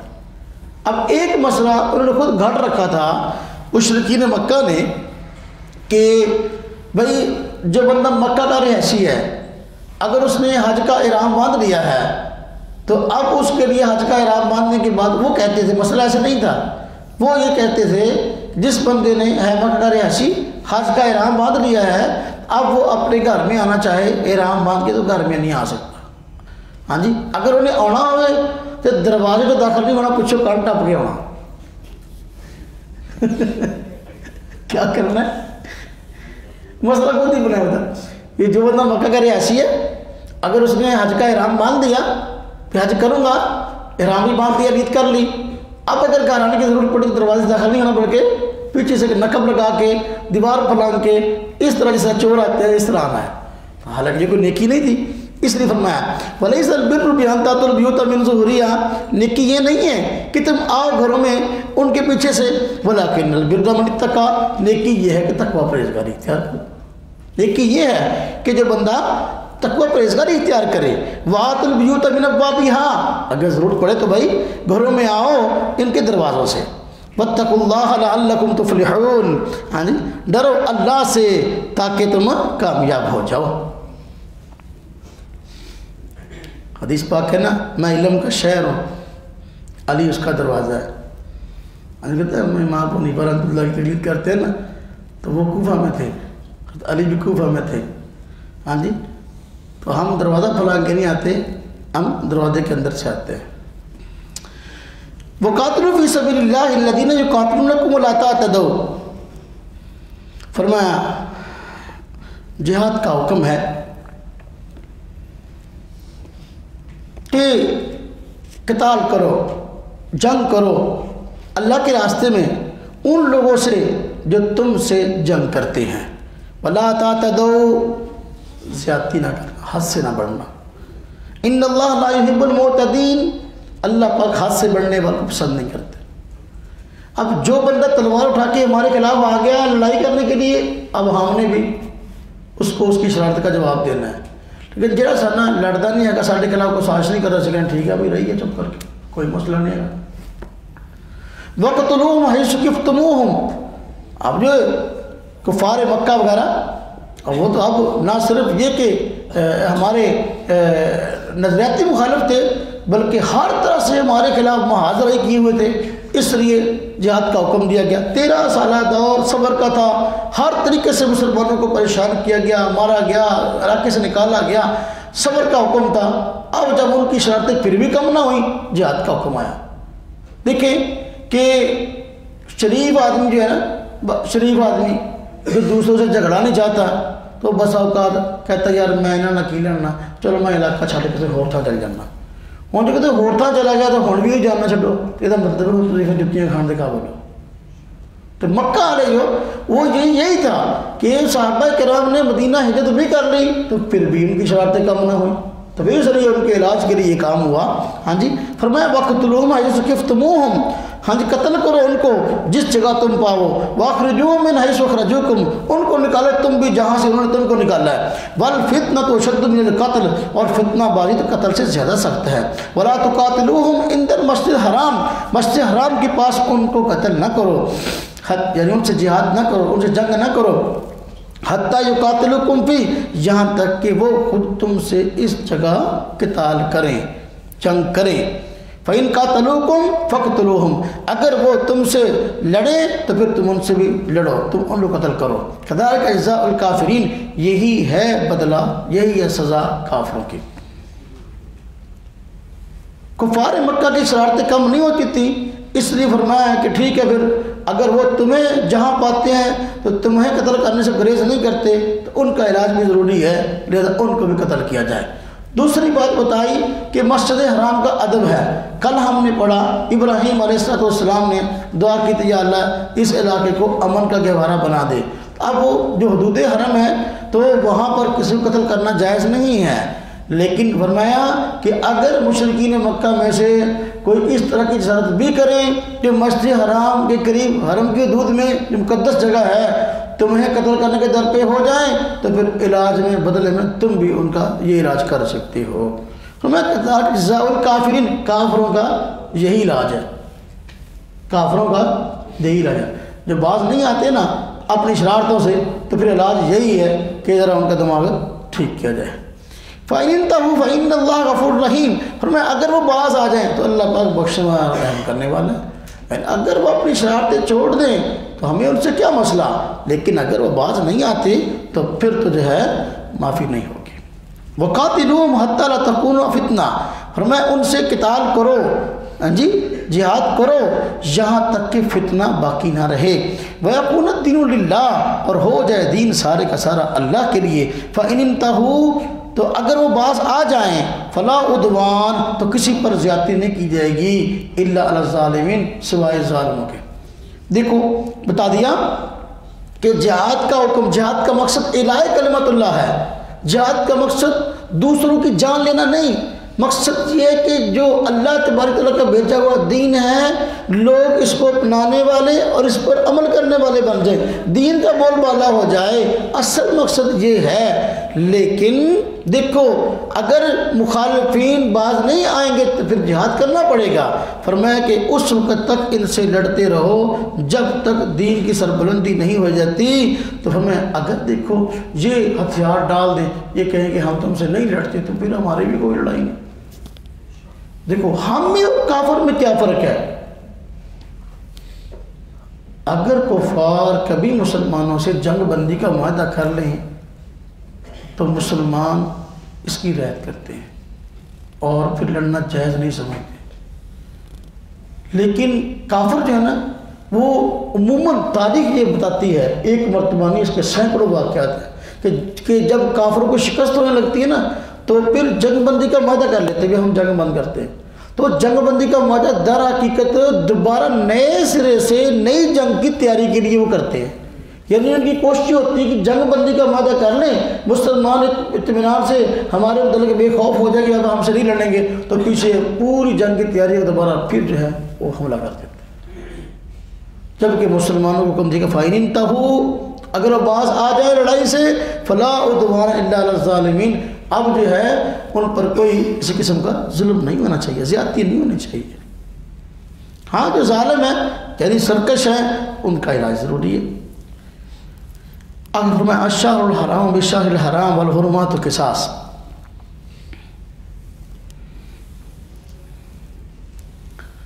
یہ اسلام آنے سے پہلے 4 مہینے ایسے تھے کہ جن کو عرب لوگ مقدس سمجھتے تھے، رجب کا اور یہ حج کے ذکر ذی الحجہ المحرم، ان 4 مہینوں کو حرمت والے مہینے کہتے ہیں، ان کی وہ قدر کرتے تھے، اسلام نے بھی ان کی قدر کرنے کا حکم دیا اور ان مہینوں کو حرمت والا بتایا۔ ہاں جی فرمایا الشہر الحرام بالشہر الحرام، حرمت والے مہینے، ہاں جی وہ حرمت والے مہینوں کے بدلہ میں ہیں، والحرمات قصاص، اور ادب رکھنے میں بدلہ ہے۔ مطلب یہ کہ اگر حرمت والے مہینوں میں یہ مشرکین مکہ وغیرہ یہ ان 4 مہینوں میں جنگ کرنا جائز نہیں سمجھتے تھے، تو اسلام نے بھی حکم دیا کہ ٹھیک ہے ہم نے بھی ان سے نہیں لڑنا، لیکن اگر ان مہینوں میں تلوار اٹھا لیں ہمارے خلاف تو پھر ہمیں بھی جو ابھی کارروائی کرنی ہے۔ والحرمات قصاص، ہاں جی ادب رکھنے میں بدلہ، مطلب یہ کہ حتی الامکان ہم کوشش کریں کہ ان حرمت والے مہینوں میں کے اندر ہم ان سے نہ لڑیں۔ فَمَنِ اعْتَدَىٰ عَلَيْكُمْ فَاعْتَدُوا عَلَيْهِ بِمِثْلِ مَا اعْتَدَىٰ عَلَيْكُمْ، کہتے دیکھو جس نے تم پر زیادتی کی تو تم اس پر زیادتی کرو اتنی ہی جس نے کہ اس نے تمہارے اوپر زیادتی کی ہے۔ وَاتَّقُوا اللَّهَ، اللہ سے ڈرو، وَاعْلَمُوا أَنَّ اللَّهَ مَعَ الْمُتَّقِينَ، جان لو کہ بے شک اللہ پاک پرہیزگاروں کے ساتھ ہے۔ بتایا کہ اگر مخالفین ایسے ہیں کہ انہوں نے ہمیں جانی مالی کو نقصان اس طرح کا پہنچایا جس کی وجہ سے ہمیں پریشانی کا سامنا ہے، تو ہم بھی ان سے بدلہ لے کر ایسا معاملہ جواباً کارروائی کر سکتے ہیں، لیکن یہ کہ اس میں اس بات کا خیال رہے کہ جتنی زیادتی کسی ایک نے کی ہے بدلے میں اتنی ہی اس کے جو ہے نا زیادتی ہم کر سکتے ہیں یا اتنا بدلہ ہم لے سکتے ہیں، اس سے بڑھ کر جو ہے یہ معاملہ نہیں ہونا چاہیے، بلکہ اللہ سے ڈرنا چاہیے۔ اللہ پاک نے اگر مسلمانوں کو مخالفین سے جنگ کرنے کا کہا ہے تو جنگ کے اصول بھی بتائے ہیں، باقی کسی مذہب کے اندر جنگ تو ہے، جنگ کے اصول کوئی نہیں ہے، آداب کوئی نہیں ہے۔ بچوں کو، بوڑھوں کو، معذوروں کو قدر کرنا وہ کہہ لیں کہ اپنی بہادری سمجھتے ہیں، جبکہ ہمارے ہاں ان کو قتل کرنا جائز نہیں ہے جنگ کے اندر. یہ مرد ہے تو مرداں لڑو نا, بچے نے تھوڑی قتل کرنا. بچوں نے عورتوں پر ابھی مردانگی دکھاتے ہو. اور فلسطین میں کیا ہوا ہے, چھوٹے چھوٹے بچوں کو قتل کیا گیا. یہی جو ہے نا یہ خباثت ہے. ہمارا اسلام اس کی اجازت نہیں دیتا کہ بچوں کو عورتوں کو قتل کرنا ہے, عورتوں کی بے حرمتی کرنی ہے. وَانفِقُوا فِي سَبِيلِ اللَّهِ وَلَا تُلْقُوا بِأَيْدِيكُمْ إِلَى التَّهْلُكَةِ. فرمایا خرچ کرو اللہ کے راستے میں, نہ ڈالو اپنے ہاتھوں کو ہلاکت کی طرف. وَأَحْسِنُوا, نیکی کرو, إِنَّ اللَّهَ يُحِبُّ الْمُحْسِنِينَ, بے شک اللہ پاک نیک کرنے والوں کو پسند کرتا ہے. فرمایا اللہ کے راستے میں مال خرچ کرو. ظاہر بات ہے مخالفین سے جب جنگ ہونی ہے تو اسباب تو چاہیے نا, تو وسائل چاہیے, مال چاہیے. اس لیے جہاد بالمال اور جہاد بالسیف یہ دونوں ہی اجر کے مستحق ہے اور دونوں کا حکم ہے. فرمایا اللہ کے راستے میں مال خرچ کرو, اور فرمایا کہ اتنا خرچ کرو کہ جس سے تمہیں خود مالی مشکلات کا سامنا نہ ہو. ایسا نہ ہو کہ پہلے سارے کا سارا مال اللہ کے راستے میں دے دیا, پھر اب جو ہے اپنی بنیادی ضرورتیں پوری کرنے کے لیے دوسروں کے آگے ہاتھ پھیلا رہے. وَلَا تُلْقُوا بِأَيْدِيكُمْ إِلَى التَّهْلُكَةِ کا مطلب یہی ہے. ہاں جی, وَأَتِمُّوا الْحَجَّ وَالْعُمْرَةَ لِلَّهِ, پورا کرو حج کو اور عمرے کو اللہ کی رضا کے لیے. اللہ کی رضا کے لیے یعنی حج بھی اللہ کے قرب حاصل کرنے کا ذریعہ, اور عمرہ بھی یہ بھی اللہ تبارک و تعالیٰ کی عبادت اور اس کے قرب کا حاصل کرنے کا ذریعہ. تو یہ اس میں غیر اللہ کو راضی کرنا یہ ایک خطرناک کام ہے, یا حج عمرہ کے ذریعے اور مقاصد حاصل کرنا یہ خطرناک کام ہے. کہ جس طرح کے لوگ حج میں جاتے ہیں کئی بندے, حدیث پاک میں قرب قیامت ایسا ہوا کہ جو مالی اعتبار سے کم درجے کے لوگ ہوں گے یہ مانگنے کی نیت سے وہاں جائیں گے. لوگ بہت اکٹھے ہوتے ہیں, پیسے پوسے منگائیں گے, ہر ملک کی کرنسی ہر بندے کو ہوتی ہے تو بس پیسے ہوا ہوں گے, اور مالدار لوگ دکھلاوے کے لیے حج کریں گے یا تجارت کی غرض سے. بھائی دیکھو تجارت کی وہاں اجازت ضرور ہے, لیکن یہ کہ وہاں مقصد یہ ایسا نہیں, یا مقصد دکھلاوا ہے ایسا نہیں. بھائی یہ حج ہمارا اللہ کی رضا کے لیے. فَإِنْ أُحْصِرْتُمْ فَمَا اسْتَيْسَرَ مِنَ الْهَدْيِ, پھر اگر تم روک دیے جاؤ تو تم پر ہے جو کچھ کے میسر ہو قربانی, یعنی پھر تم پر لازم ہے جو قربانی میسر ہو وہ ادا کرو.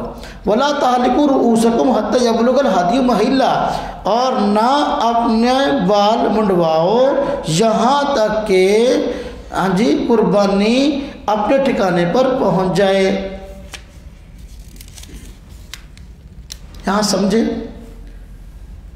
اگر کوئی بندہ حج یا عمرے کے لیے گھر سے نکلتا ہے, احرام باندھ لیتا ہے, لیکن کسی وجہ سے وہ حج نہ کر سکا یا عمرہ نہ کر سکا, تو اب اس کو حج یا عمرے کا احرام کھولنا پڑا. اس کا کیا مسئلہ ہے؟ آپ دیکھو کوئی بندہ فرضی حج کے لیے گیا تو اس پر تو ظاہر وجہ دوبارہ حج کرنا فرض ہے ہی ہے, چونکہ فرض ہے اس پر. کسی بندے نے نفلی حج کا بھی احرام باندھ لیا تو بعد میں حج نہ کر سکے, کسی وجہ سے بیمار ہو گیا کہ اور مسئلہ ہو گیا, اس پر بھی دوبارہ اسے قضا ضروری, کیوں؟ اس لیے اس کا احرام باندھ دیا تھا.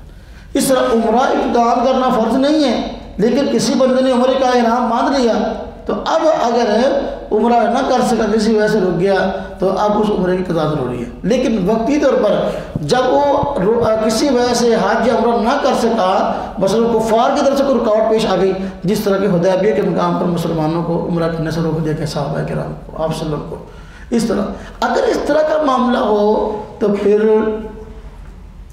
جس بندے نے حج یا عمرے کا احرام باندھا ہے اس کو چاہیے کہ اپنی طرف سے ایک ہدی کا معنی قربانی کا جانور, ایک قربانی کا جانور ہے, یعنی ایک جانور وہاں حدود حرم کے اندر ذبح کروائے.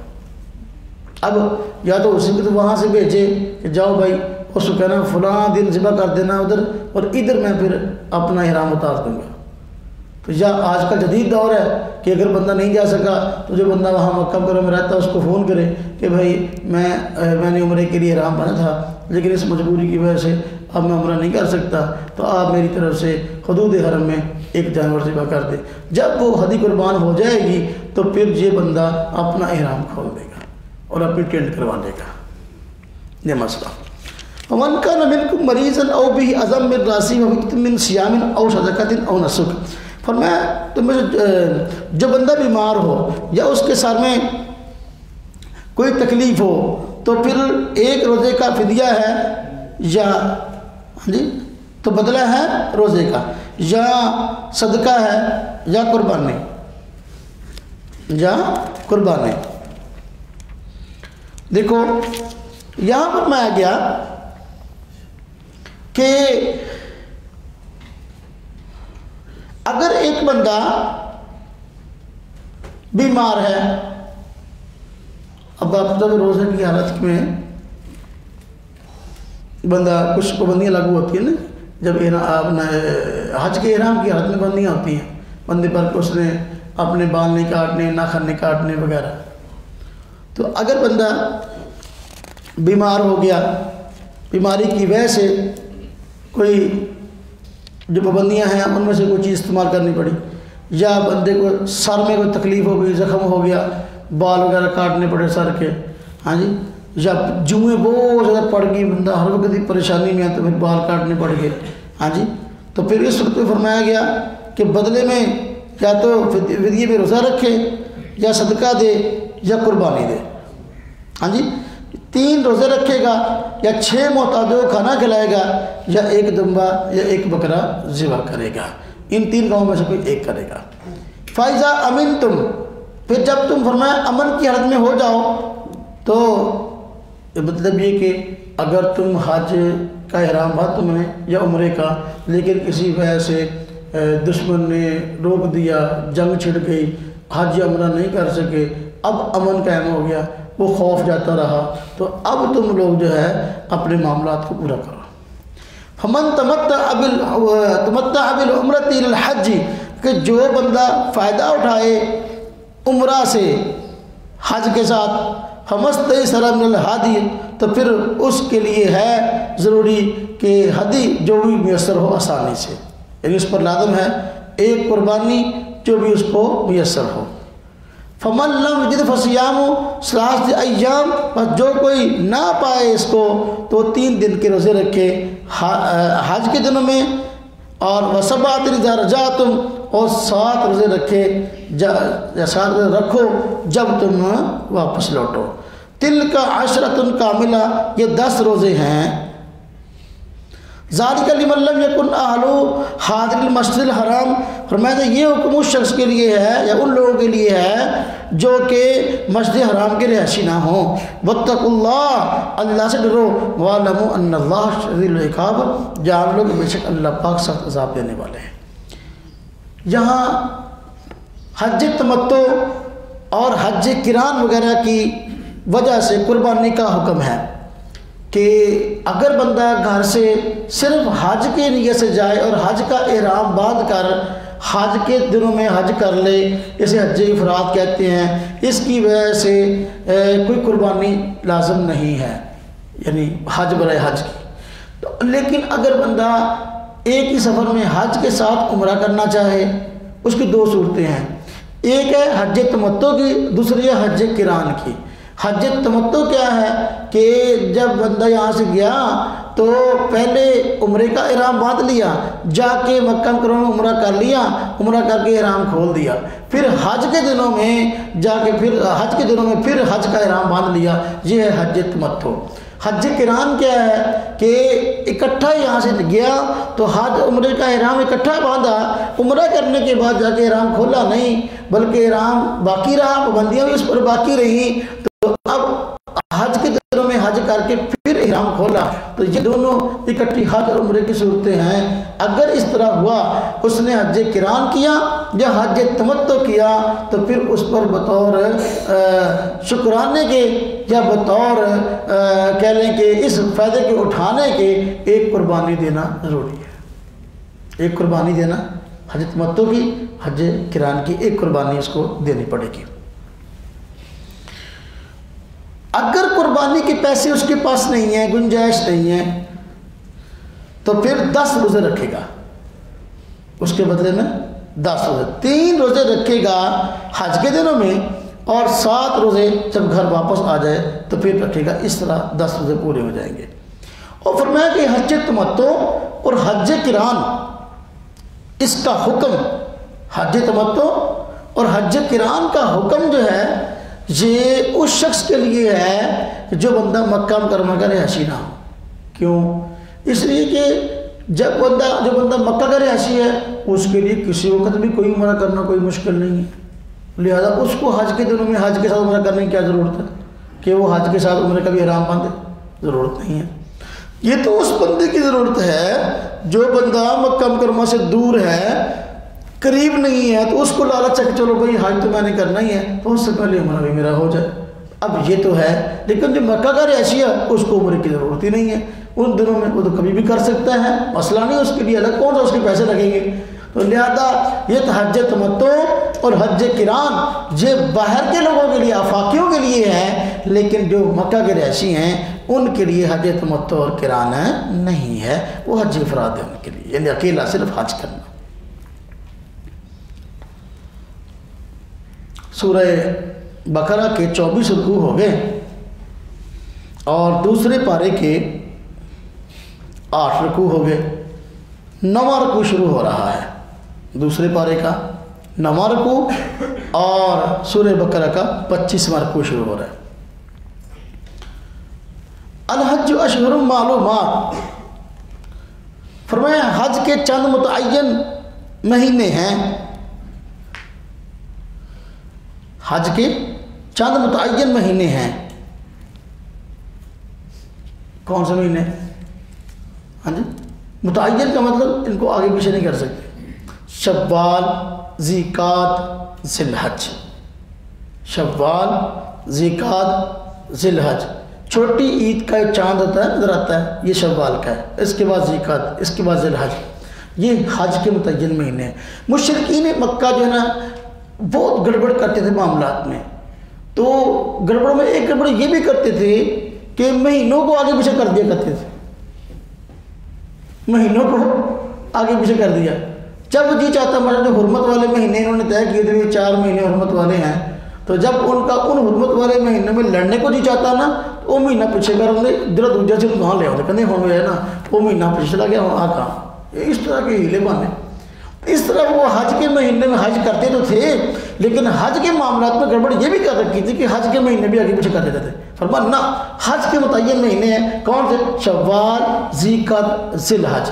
حالانکہ حج ہوتا تو ذی الحجہ کے چند دنوں میں ہے نا، پھر یہ کیوں فرمایا شوال، ذیقعد، ذی الحج؟ مطلب یہ کہ کوئی بندہ دور کا رہنے والا اگر بندہ احرام باندھ کے حج کے لیے چلتا ہے تو زیادہ سے زیادہ کتنی دیر پہلے احرام باندھ سکتا ہے؟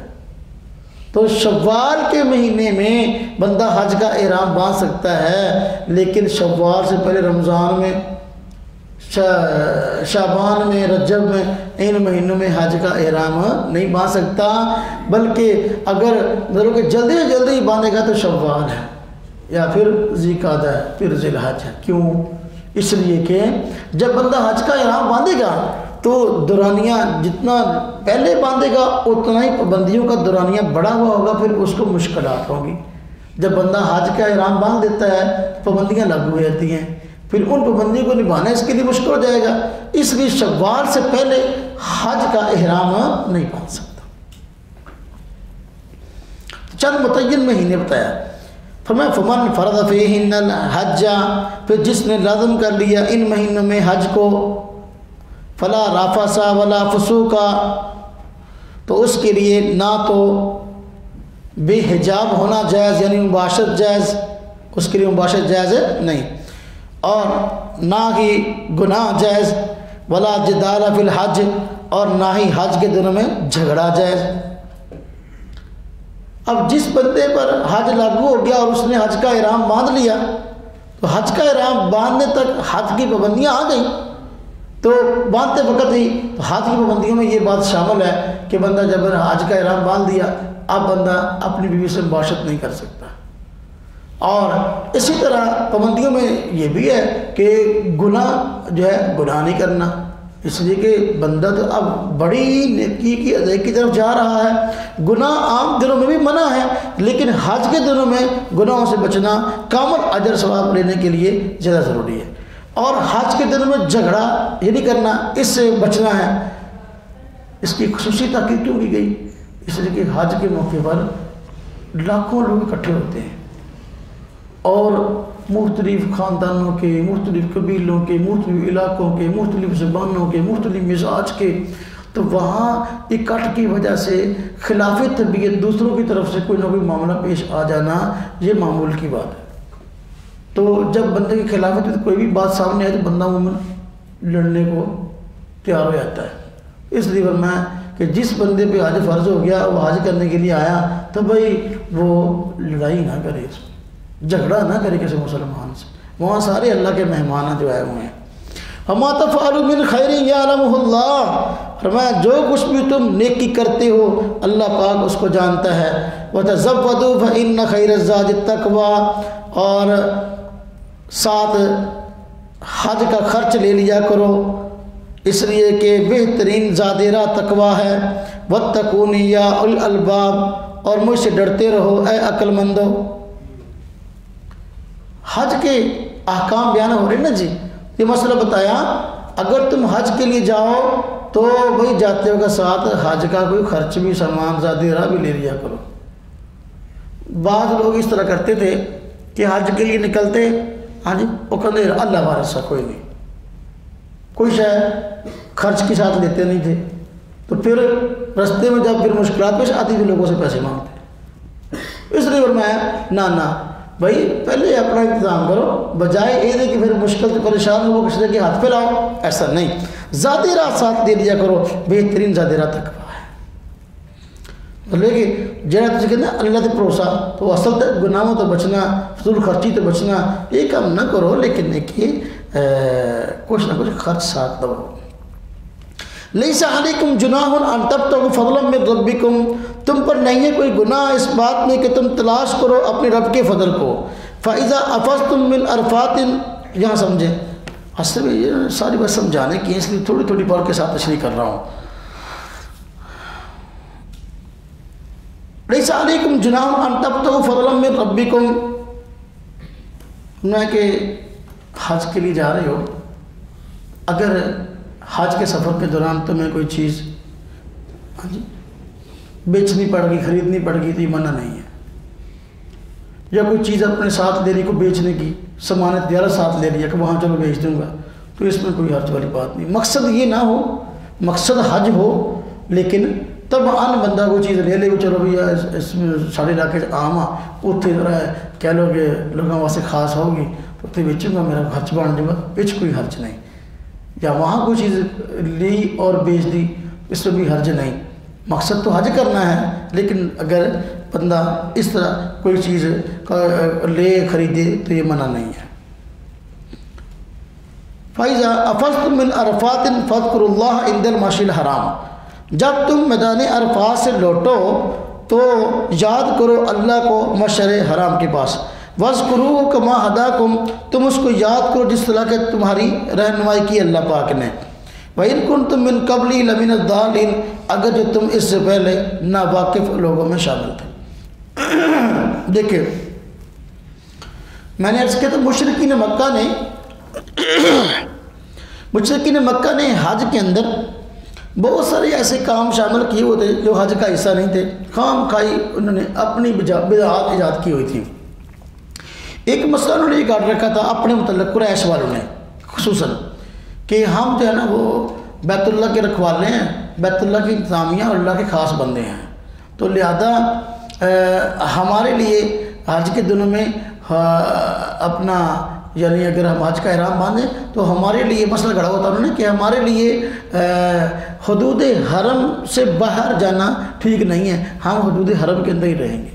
اب عام مسلمان یا عام لوگ حج کے لیے جاتے تو وہ میدان عرفات جاتے، میدان عرفات یہ حدود حرم سے باہر ہے، اور یہ لوگ عرفات میں نہ جاتے، قریش والے یہ قریب اپنا عرفات سے پہلے مزدلفہ ہے وہاں ٹھہر جاتے، کیونکہ مزدلفہ جو ہے وہ حدود حرم کے پاس ہے۔ اس لیے کہا کہ اب ایک انہوں نے گڑبڑ خود کر لی ہے، حالانکہ یہ کوئی شرعی مسئلہ نہیں ہے کہ فلاں بندوں کے لیے مسئلہ الگ ہو فلاں کے لیے الگ ہو، یہ اسلام اس سے قائل نہیں ہو، احکامات سب کے لیے برابر ہوتے ہیں۔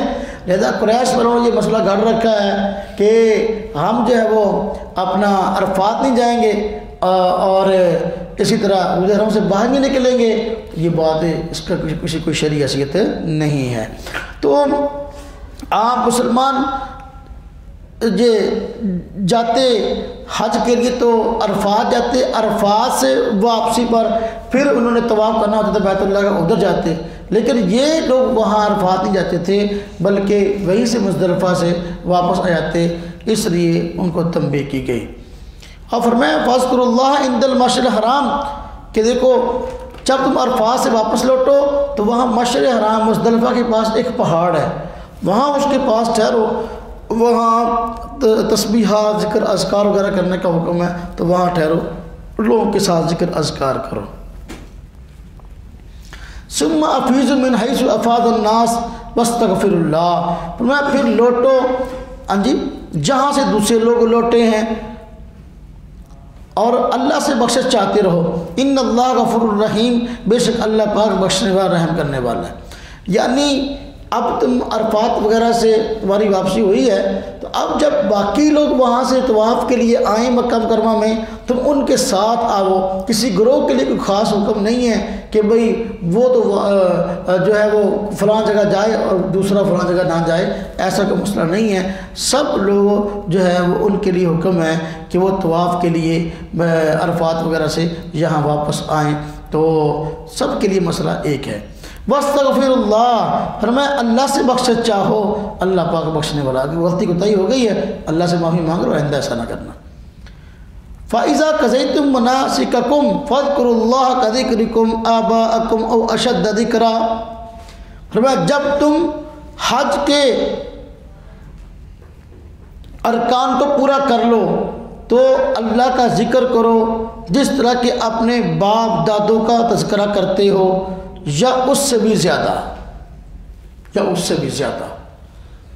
مشرکین مکہ کا یہ بھی ایک عجیب معاملہ تھا کہ وہ حج کرتے، اور حج کے اندر انہوں نے جو ہے یہ رسم نکالی ہوئی تھی کہ جب حج کے ارکان سے فارغ ہوتے تو آپس میں سب اکٹھے ہوتے اور مل کر جو ہے نا اپنے باپ دادوں کے جو ہے نا وہ تذکرے کرتے، اور ان میں بسا اوقات ان کے جو ہے جو غلط کارنامے ہوتے تو لڑائیاں جھگڑے ان کو بھی جو ہے نا وہ فخری طور پر بیان کرتے، اپنا میرے ابے نے اتنے بندے مارے سی فلاں جنگ سے، وہ بندہ میرے نے اتنے مارے سی، تو میرا دادا ایدا سی تو میرا ایدا سی۔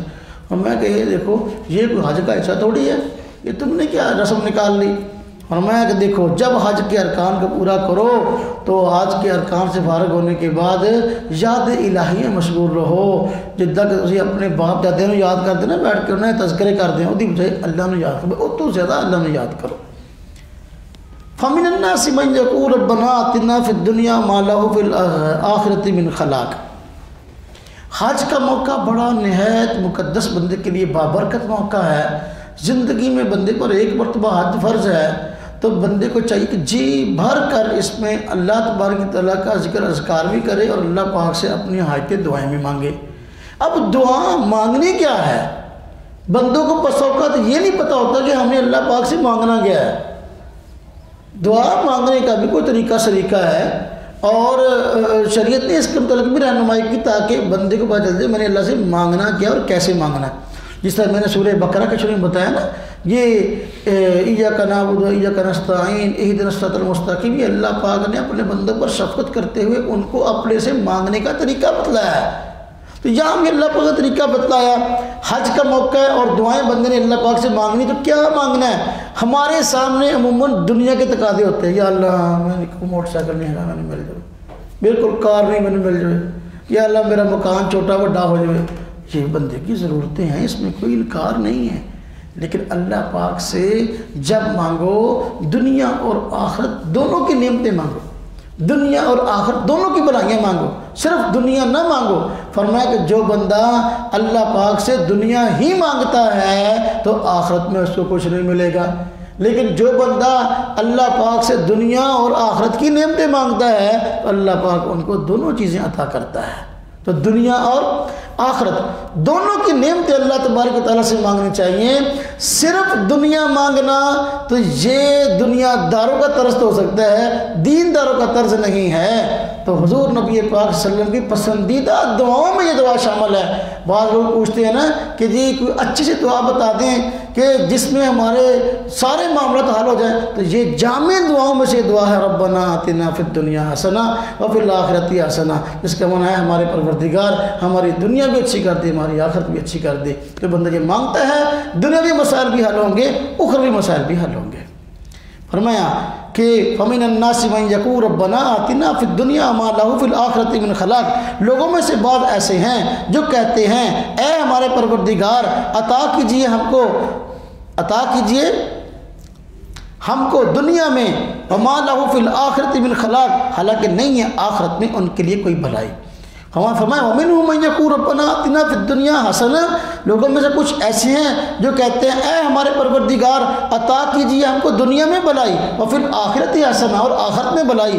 فرمایا وَقِنَا عَذَابَ النَّارِ، اور کہتے ہیں اے پروردگار ہمیں دوزخ کی آگ سے بچائیے۔ اولئک لہم نصیب مما کسبوا، یہ لوگ ہیں ان کو ملا وہ جو کہ انہوں نے کمایا جس کے لیے انہوں نے کوشش کی۔ واللہ سریع الحساب، اللہ پاک بندوں سے جلدی حساب لینے والا۔ یعنی بتا دیا کہ جو مانگے گا وہ ملے گا، جو دنیا مانگے دنیا مل جائے گی۔ ابھی قبولیت کے موقع تو ہے نا حج کے موقع پر، ویسے بھی عام طور پر اللہ پاک نے فرمایا اجیب دعوت الداعی اذا دعانی، کہ جب مجھ سے مانگو میں عطا کروں گا، تو لہذا جو دنیا مانگے گا تو اللہ پاک کو دنیا دے دیں گے، اور دنیا اور آخرت دونوں مانگے گا اللہ پاک دونوں دے دیں گے۔ وَاذْكُرُوا اللَّهَ فِي أَيَّامٍ مَّعْدُودَاتٍ، فرمایا کہ یاد کرو اللہ کو ان گنتی کے چند دنوں میں۔ فَمَن تَعَجَّلَ فِي يَوْمَيْنِ فَلَا إِثْمَ عَلَيْهِ، جو کوئی جلدی کرے 2 دن کے اندر ہی تو اس پر کوئی گناہ نہیں ہے۔ وَمَن تَأَخَّرَ، اور جو کوئی رہ گیا وہاں، فَلَا إِثْمَ عَلَيْهِ، اس پر کوئی گناہ نہیں۔ لِمَنِ اتَّقَىٰ، جو کہ اپنا پرہیزگاری اختیار کرنے والا ہے، وہ بچنے والا تھا۔ وَاتَّقُوا اللَّهَ، اور اللہ سے ڈرو۔ وَاعْلَمُوا أَنَّكُمْ إِلَيْهِ تُحْشَرُونَ، جان لو کہ بے شک تم کو اکٹھا کیا جائے گا، تم سب کو اکٹھا کیا جائے گا۔ یہاں دیکھیں وَاذْكُرُوا اللَّهَ فِي أَيَّامٍ مَّعْدُودَاتٍ، فرمایا کہ چند دنوں میں اللہ کو یاد کرتے رہو۔ اس سے کیا مطلب، جب حج کے ارکان پورے ہو جائیں تو 3 دن 11، 12، 13 ذی الحجہ یہ وہاں منی میں گزارنے چاہیے، اور ان میں تینوں دن جمرات کی رمی کرنی، یعنی شیطان کو کنکریاں مارنی ہیں، اور وہاں جو باقی وقت ہے وہ ذکر و اذکار میں گزارنا ہے۔ اس کے متعلق فرمایا کہ اصل تو ہے کہ 3 دن بندہ وہاں گزارے، لیکن کسی بندے کو اگر مجبوری ہے وہ جانا جلدی اس کو پڑ گیا کسی وجہ سے، تو اگر 2 دن بھی ٹھہرتا، فمن تعجل فی یومین، 2 دن بھی ٹھہرتا ہے تو اس کی گنجائش ہے۔ وَمِنَ النَّاسِ مَن يُعْجِبُكَ قَوْلُهُ فِي الْحَيَاةِ الدُّنْيَا وَيُشْهِدُ اللَّهَ عَلَىٰ مَا فِي قَلْبِهِ۔ اس آیت کا پس منظر یہ ہے کہ ایک کافر تھا اخنس بن شریک کے نام سے، منافقین میں سے تھا، اور منافقوں کا یہ طرز ہوتا ہے کہ وہ تو اپنے سے کام لیتے ہیں۔ تو یہ بھی ایسا ہی تھا، یہ مسلمانوں کے پاس بیٹھتا ہے تو مسلمانوں کی تعریفیں کرتا، حضور کی تعریفیں کرتا، اسلام کی تعریفیں کرتا، لیکن جب جو ہے یہ آپ کی مجلس سے واپس جاتا ہوا کوئی نہ کوئی شرارت کر جاتا ہوا کوئی نہ کوئی یاد بندیاں آپس لڑوا آتا، چگڑی کر کے تینوں انہیں ادا کیا، تینوں انہیں ادا کیا، ہاں جی، یا جانا کول دی کوئی فصل ہوتی تھی انہوں جانا اگ لا جاتا۔ جب اج کل وہ شرارت کرتے نا، کنک پکی ہوئی ہے گئے رات کو جا کے تھی لاتے، ہاں جی، یا آپس میں لڑوا دیتا لوگوں کو، کوئی نہ کوئی الٹا کام کرتا تھا۔ تو اس کے متعلق یہاں وضاحت آئی کہ دیکھو مَن النَّاسِ مَن يُعْجِبُكَ قَوْلُهُ فِي الْحَيَاةِ الدُّنْيَا، فرمایا لوگوں میں سے کچھ ایسے ہیں کہ جن کی بات آپ کو اچھی معلوم ہوتی ہے دنیا کی زندگی میں، فیشہد اللہ علی ما فی قلبی، اور وہ اللہ کو اپنے دل کی بات پر گواہ بھی بناتا ہے، یعنی وہ یقین دلاتا کہ میں جو کہہ رہا ہوں دل و جان سے کہہ رہا ہوں، یعنی بھی میں سچا مسلمان، حالانکہ سچا ہے نہیں، وہ الد الخصام، وہ سخت جھگڑالو ہے، وہ سخت جھگڑالو ہے، یعنی سخت جو ہے وہ اصل میں مسلمانوں کے اندر فساد پھیلانے والا ہے۔ وَإِذَا تَوَلَّى سَعَىٰ فِي الْأَرْضِ، اور جب کہتے ہیں وہ واپس جاتا ہے تو بھاگ دوڑ کرتا ہے زمین میں، لِيُفْسِدَ فِيهَا، تاکہ فساد ہو جائے، اس میں فساد پڑ جائے، وَيُهْلِكَ الْحَرْثَ وَالنَّسْلَ، اور تباہ کرے کھیتیوں کو اور جانوں کو، وَاللَّهُ لَا يُحِبُّ الْفَسَاد، اللہ پاک تو فساد کو پسند نہیں کرتے۔ وَإِذَا قِيلَ لَهُ اتَّقِ اللَّهَ، جب کہا جائے اس کو کہ بھئی اللہ سے ڈرو، تو أَخَذَتْهُ الْعِزَّةُ بِالْإِثْمِ، تو آپ پکڑتا ہے اس کو تکبر، ہاں جی، گناہ کی وجہ سے، فَحَسْبُهُ جَهَنَّمْ، اس کا ٹھکانہ ہے دوزخ، وَلَبِئْسَ الْمِہَادُ، اور وہ برا ٹھکانہ ہے۔ دیکھو یہ خاص کافر اخرس بن شریک کے متعلق آیا۔ اس طرح کے فسادی لوگ ہوتے ہیں، دیکھنے کو بس اوقات بڑے خیر خواہ معلوم ہوتے ہیں کہ بندے کے ساتھ جو ہے نا بڑے چکنی چپٹی باتیں کر کے جو ہے نا یقین دلاتے ہیں مجھے آپ سے بڑی محبت ہے، اندر سے جڑیں کاٹ رہے ہوتے ہیں، یہ ایسا بندہ تھا۔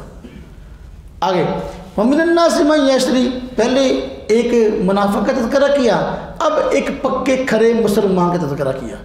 وَمِنَ النَّاسِ مَن یشری سے وہ حضرت صہیب رومی ان کا تذکرہ ہے کہ وہ ہجرت کے لیے آ رہے تھے تو ان کو کافروں نے بہت زیادہ تنگ کیا کہ رکاوٹیں ڈالیں کہ ہم آپ کو جانے نہیں دیں گے، تو حضرت صاحب نے فرمایا کفار کو کہ میرا گھر بار جتنی مال ہوتا ہے ساری لے لو، مجھے ہجرت میں جانے سے نہ روکو۔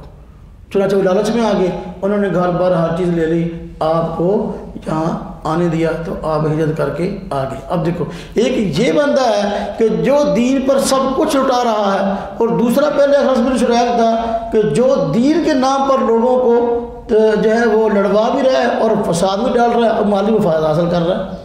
وَمِنَ النَّاسِ مَن یشری نَفْسَهُ ابْتِغَاءَ مَرْضَاتِ اللَّهِ، لوگوں میں سے ایسا بھی ہے یا بعض ایسے بھی ہیں جنہوں نے بیچ دیا ہے اپنی جان کو اللہ کی رضا کے بدلے۔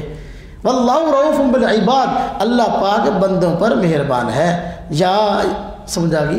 آگے دیکھیں، یا ایھا الذین آمنوا ادخلوا، اس کا پس منظر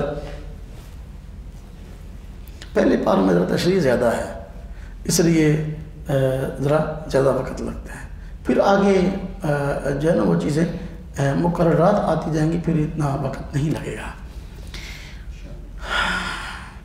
جہاں یہ آیت بعض یہودی حضرات کے متعلق نازل ہوئی کہ جو مسلمان ہوئے تھے تو مسلمان ہونے کے بعد اب کچھ احکامات ایسے تھے کہ یہودی مذہب میں اور اسلام میں فرق تھا، تو اب یہ مسلمان ہونے کے باوجود جو اسلام کے احکامات یہودی مذہب کے خلاف اس پر عمل کرنے سے ہچکچاتے تھے، جس طرح کے ہاں جی ہے کہ اب ہم یہودیوں کے ہاں ہفتے کا دن معظم تھا، جبکہ ہمارے یہاں تو ہفتے کا دن کوئی معظم نہیں ہے، ہمارے یہاں جمعہ کا دن معظم ہے، تو جمعے کے دن کی تعظیم کرتے، یا اونٹ کا گوشت کھانا یہ ہمارے لیے حلال ہے وہ اس کو صحیح نہ سمجھتے، اور اسی طرح جو ہے اس کے دودھ کو جو ہے وہ حرام جانتے، تو ہمارے یہاں ایسا مسئلہ نہیں تھا، یا تورات کی تلاوت کرنا ہاں جی قرآن کے ہوتے ہوئے، تو یہ چیز ایسی تھی، یعنی گویا کہ وہ اب یہودی مذہب کو انہوں نے چھوڑا صحیح لیکن پورے کے پورے اسلامی احکامات پر عمل نہیں کر رہے تھے، کچھ عملی اثرات باقی تھے ابھی، تو فرمایا یا ایھا الذین آمنوا، اے ایمان والو، ادخلوا فی السلم کافہ، اسلام میں پورے کے پورے داخل ہو جاؤ، ولا تتبعوا خطوات الشیطان، ولا تتبعوا، اور نہ پیروی کرو شیطان کے نقش قدم کی، انہ لکم عدو مبین، بے شک وہ تو ہے تمہارا کھلا دشمن۔ شیطان کے بارے میں کہا کہ تمہارا کھلا دشمن ہے، اس اوقات کی بندے دشمن ہوں وہ دوست دے روپ چ ہوں، تو بندہ انہوں دوست سمجھ رہا ہوں وہ کی ہوں دشمن، لیکن چھپیا ہے دشمن، تو شیطان جڑا وہ ننگا چٹا دشمن بن جائے، سمجھ آئی؟ لیکن جس کے دشمن ہونے میں شاکی کوئی نہیں ہے، ادھر وہ مبین کا معنی یہ جو بالکل مقابلے سے کھڑا ساتھ۔ فَإِن زَلَلْتُم مِّن بَعْدِ مَا جَاءَتْكُمُ الْبَيِّنَاتُ، فرمایا اگر تم بسنے لگو بعد اس کے کہ آگے تمہارے پاس کھلی صاف دلیلیں، فَعْلَمُوا، تو جان لو ان اللہ عزیز حکیم، بے شک اللہ پاک زبردست حکمت والا ہے۔ هَلْ يَنظُرُونَ إِلَّا أَن يَأْتِيَهُمُ اللَّهُ فِي ظُلَالٍ مِّنَ الْغَمَامِ، کہ نہیں انتظار کر رہے وہ مگر اسی بات کا کہ آئے ان کے پاس اللہ بادلوں کے سایوں میں، ہاں جی، وَالْمَلَائِكَةُ، اور فرشتے بھی، اور طے کر دیا جائے معاملہ یا قصہ، وَإِلَى اللَّهِ تُرْجَعُ الْأُمُورُ، اور اللہ ہی کی طرف لٹائے جاتے ہیں سارے کے سارے کام۔ دیکھیں یہاں یہی بات فرمائی گئی کہ بھئی جو بندہ مسلمان ہو جائے اس کو اسلام کے تقاضے پر عمل کرنا چاہیے۔ اسلام کے تقاضوں پر بندہ عمل نہ کرے تو پھر مثالی مومن نہیں بنتا۔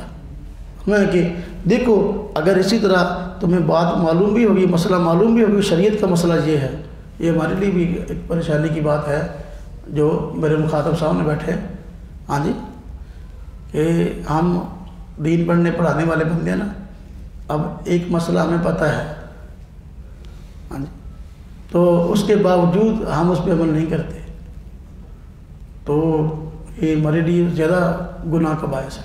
ایک بندہ کو گناہ کرتا ہے اس کو پتہ ہی نہیں ہے کہ یہ کام غلط ہے، دوسرا ہے کہ وہ اس کو پتہ ہے اس کے باوجود کرتا ہے۔ اس طرح کہ ہمارے یہاں یہ اپنے اپنے ٹوپیاں اتار کے چیک کر لیا کہ جو سر کے بال ہیں کیا یہ سنت کے مطابق ہے یا سنت کے خلاف ہے۔ یہ جو ہاں جی اوپر سے بڑے نیچے سے چھوٹے، فوجی کٹ، کولا کٹ، کھوتا کٹ، جڑی کٹا، یہ سب خلاف سنت ہے، یہ سب خلاف سنت۔ علماء کی شان یہ ہے، ہاں جی، مومن کی شان یہ ہے جب کوئی شرعی مسئلہ پتہ لگے اس پر عمل کرنے والا بنے۔ حضور نبی پاک صلی اللہ علیہ وسلم کی بارگاہ میں ایک بچہ پیش کیا گیا تو اس کے بال جو ہے نا وہ کہیں سے کم کہیں سے زیادہ کٹے ہوئے تھے، جدہ ان کا آج کل بودا رکھا سکا، تو آپ نے فرمایا یہ کیا ہے؟ ناراض ہو گئے، میں یہ کیا ہے؟ یا تو سارے کٹوا دو یا سارے رکھو، یہ کیا طریقہ ہے؟ کچھ کاٹے کچھ نہ کاٹے، لہذا خلاف سنت۔ اگر ہم نے سنت پر عمل نہیں کرنا پھر کس نے کرنا ہے؟ اس لیے اے ایمان والو اسلام میں پورے کے پورے داخل ہو جاؤ۔ سمجھ آئی؟ ہاں، سر بنی اسرائیل، یہاں سورہ بقرہ کے 25 رکوع ہو گئے اور پہلے پارے کے دوسرے پارے کے 9 رکوع ہو گئے۔ سورہ بقرہ کے 25 رکوع ہو گئے اور دوسرے پارے کے 9 رکوع ہو گئے، 10واں رکوع شروع ہو رہا ہے۔ اور میں سل بنی اسرائیل کم آتیناہم من آیت بینہ ومن یبدل نعمت اللہ من بعد ما جاءتہ فإن اللہ شدید العقاب۔ سل بنی اسرائیل، پوچھئے آپ بنی اسرائیل سے کہ ہم نے کتنی عطا کی ان کو کھلی نشانیاں۔ ومن یبدل نعمت اللہ من بعد ما جاءتہ، جو کوئی بدل دے اللہ کی نعمتوں کو ان نعمتوں کے آ جانے کے بعد، فإن اللہ شدید العقاب، تو پھر اللہ پاک سخت عذاب دینے والے ہیں۔ بنی اسرائیل کا تذکرہ پہلے بھی ہوا، اب پھر اللہ تبارک و تعالیٰ نے اس کی طرف عود فرمایا اور پھر جو ہے بنی اسرائیل کو مخاطب کیا ہے کہ اللہ پاک فرماتے ہیں کتنی ان لوگوں کو ہم نے نعمتیں عطا کی اور ہدایت حاصل کرنے کے لیے اللہ پاک نے کتنے زیادہ بطور مشاہدے کے، دلیل کے، ہاں جی، تمام حجت کی چیزیں ان کے سامنے لائی گئی، لیکن انہوں نے اس کی قدر نہیں کی، بلکہ انہوں نے اللہ کی نعمتوں کی ناقدری کی اور اس میں گیا کہ اپنی من مرضیاں کی، تو پھر یہ اللہ کے سخت عذاب کی مستحق ہیں۔ اور کیا ہے؟ زُيَّنَ لِلَّذِينَ كَفَرُوا الْحَيَاةُ الدُّنْيَا وَيَسْخَرُونَ مِنَ الَّذِينَ آمَنُوا۔ اب دیکھو، اب ان کا ایک طرز جو برا تھا، بدعملی، اس کو ذکر کیا، کیا کہ اچھا کر کے دکھایا گیا کافروں کو دنیا کی زندگی، اچھی کر کے دکھائی گئی کافروں کو دنیا کی زندگی، وَيَسْخَرُونَ مِنَ الَّذِينَ آمَنُوا، اور یہ مذاق اڑاتے ہیں ایمان والوں کا، والذین اتقوا فوقہم یوم القیامہ، جو لوگ پرہیزگار ہیں وہ قیامت کے دن ان سے اعلیٰ مقام پہ ہوں گے، واللہ یرزق من یشاء، یا ان سے برتر ہوں گے، بدتر نہیں برتر یعنی اعلیٰ، واللہ یرزق من یشاء بغیر حساب، اللہ پاک روزی دیتے ہیں جس کو چاہتے ہیں بغیر حساب کے۔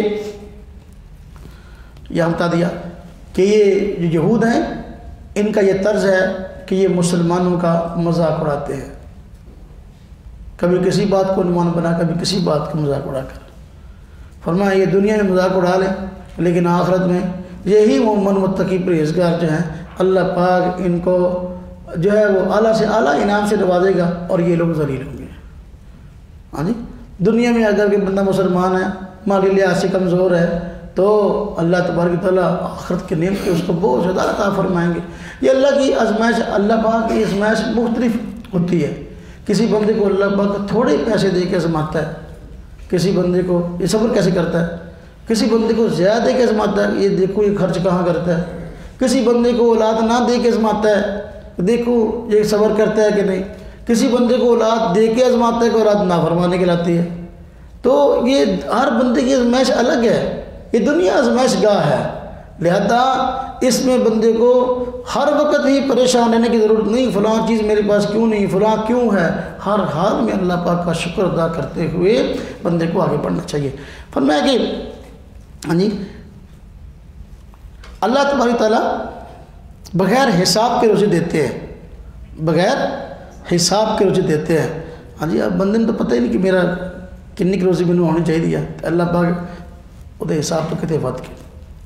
کان الناس امۃ واحدہ، فرمایا لوگ تھے ایک ہی دین پر، فبعث اللہ النبیین مبشرین ومنذرین، بس بھیجے اللہ نے پیغمبر خوشخبری سنانے والے ڈرانے والے بنا کر، وانزل معهم الکتاب بالحق، نازل کی ان پر کتاب سچی، لیحکم بین الناس، تاکہ وہ لوگوں کے درمیان فیصلہ کرے، فی مختلفوا فی، ان باتوں میں جن میں وہ جھگڑتے ہیں، مختلف فیہ الا الذین اوتوا من بعد ما جاءتهم البینات، نہیں جھگڑا کیا انہوں نے اس کتاب میں مگر نہیں اعتراف کیا اس کتاب میں مگر ان لوگوں نے کہ جن کو دی گئی تھی کتاب بعد اس کے کہ آ گئی ان کے پاس کھلی اور صاف دلیلیں، باغیم بینہم، آپس کی جد بازی کی وجہ سے، فہدی اللہ الذین آمنوا، پس ہدایت دی اللہ نے ایمان والوں کو، لما اختلفوا فیہ، ان باتوں کی جن میں وہ اختلاف کرتے تھے، باذنی، اپنے حکم سے، رہنمائی کر دی اللہ پاک نے ایمان والوں کی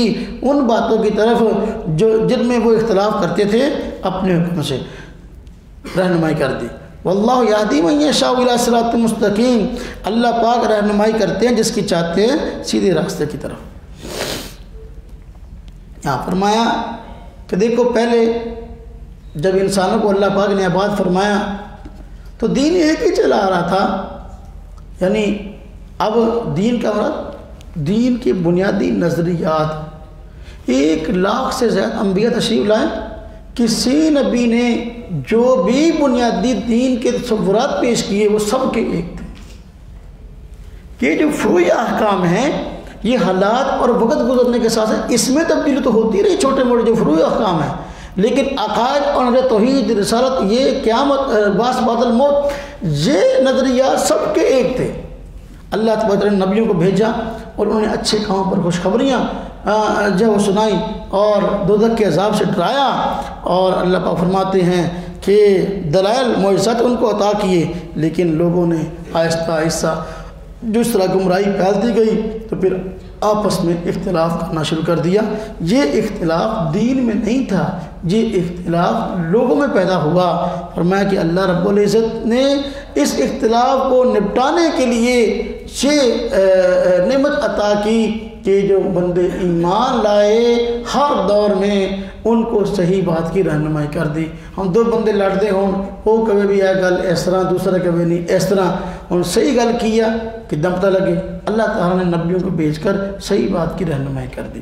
ہر دور میں جو لوگ صاحب ایمان تھے، وقت کے پیغمبر کی تعلیمات کو ماننے والے تھے، اللہ تبارک و تعالیٰ نے ان کی رہنمائی فرما دی، ان کو صحیح راستہ دکھا دیا۔ جو نبی کے ماننے والے نہ تھے وہ آپس میں کسی نہ کسی طریقے سے اختلاف کرتے رہے، جھگڑا کرتے رہے۔ آگے مسلمانوں کو اللہ پاک سمجھا رہے ہیں کہ بھئی دیکھو، جب بندہ ایمان قبول کرتا ہے، اسلام قبول کرتا ہے، تو تنگیاں، تکلیفیں، پریشانیاں یہ آتی ہیں۔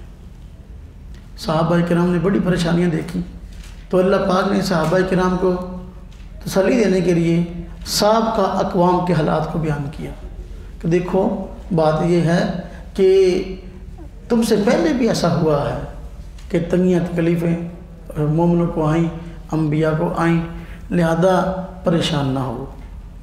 جنت میں جانا محض آسان نہیں ہے۔ ام حسبتم ان تدخلوا الجنت، کیا تم نے گمان کر رکھی یہ بات کہ تم داخل ہو جاؤ گے جنت میں؟ ولما یاتکم مثل الذین خلو من قبلکم، اور نہیں آئیں گی تمہارے پاس مثالیں ان لوگوں کی جو تم سے پہلے ہو گزرے، مستہم الباساء، ان کو پہنچی سختیاں، والضراء، تکلیفیں، وزلزلوا، اور ان کو جھنجھوڑ دیا گیا، حتی یقول الرسول والذین آمنوا معہ، یہاں تک کہ کہنے لگے رسول اور وہ لوگ جو ان کے ساتھ تھے ایمان والے، متی نصر اللہ، کب آئے گی اللہ کی مدد؟ الا ان نصر اللہ قریب، سن لو اللہ کی مدد قریب ہے۔ اور میں کہ پریشانیاں پہلے بھی آتی رہیں، اب ہی نہیں آئیں۔ تو سابقہ انبیاء اور نیک لوگوں کے حالات بیان کیے کہ جب بھی اللہ رب العزت نے پیغمبر کو بھیجا، کوئی نبی آئے اور ان کے ماننے والوں نے ان کی تائید کی اور ان کی پیروی کی، تو مخالفین کی طرف سے ہر طرح کی سازش و پروپیگنڈا کا ان کو سامنا ہوا۔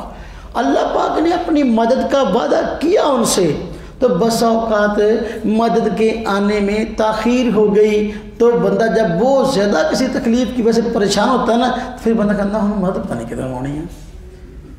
ہاں جی، تو اس طرح انہوں نے بھی کہا کہ اللہ کی مدد کب آئے گی۔ ہاں جی، تو یہ مطلب نہیں تھا کہ انبیاء کو یا ان کے ماننے والوں کو اللہ کی مدد کے آنے میں شک تھا، نعوذ باللہ، یا ان کو اپنے سچا ہونے میں شک تھا، نعوذ باللہ، ایسی بات نہیں تھی۔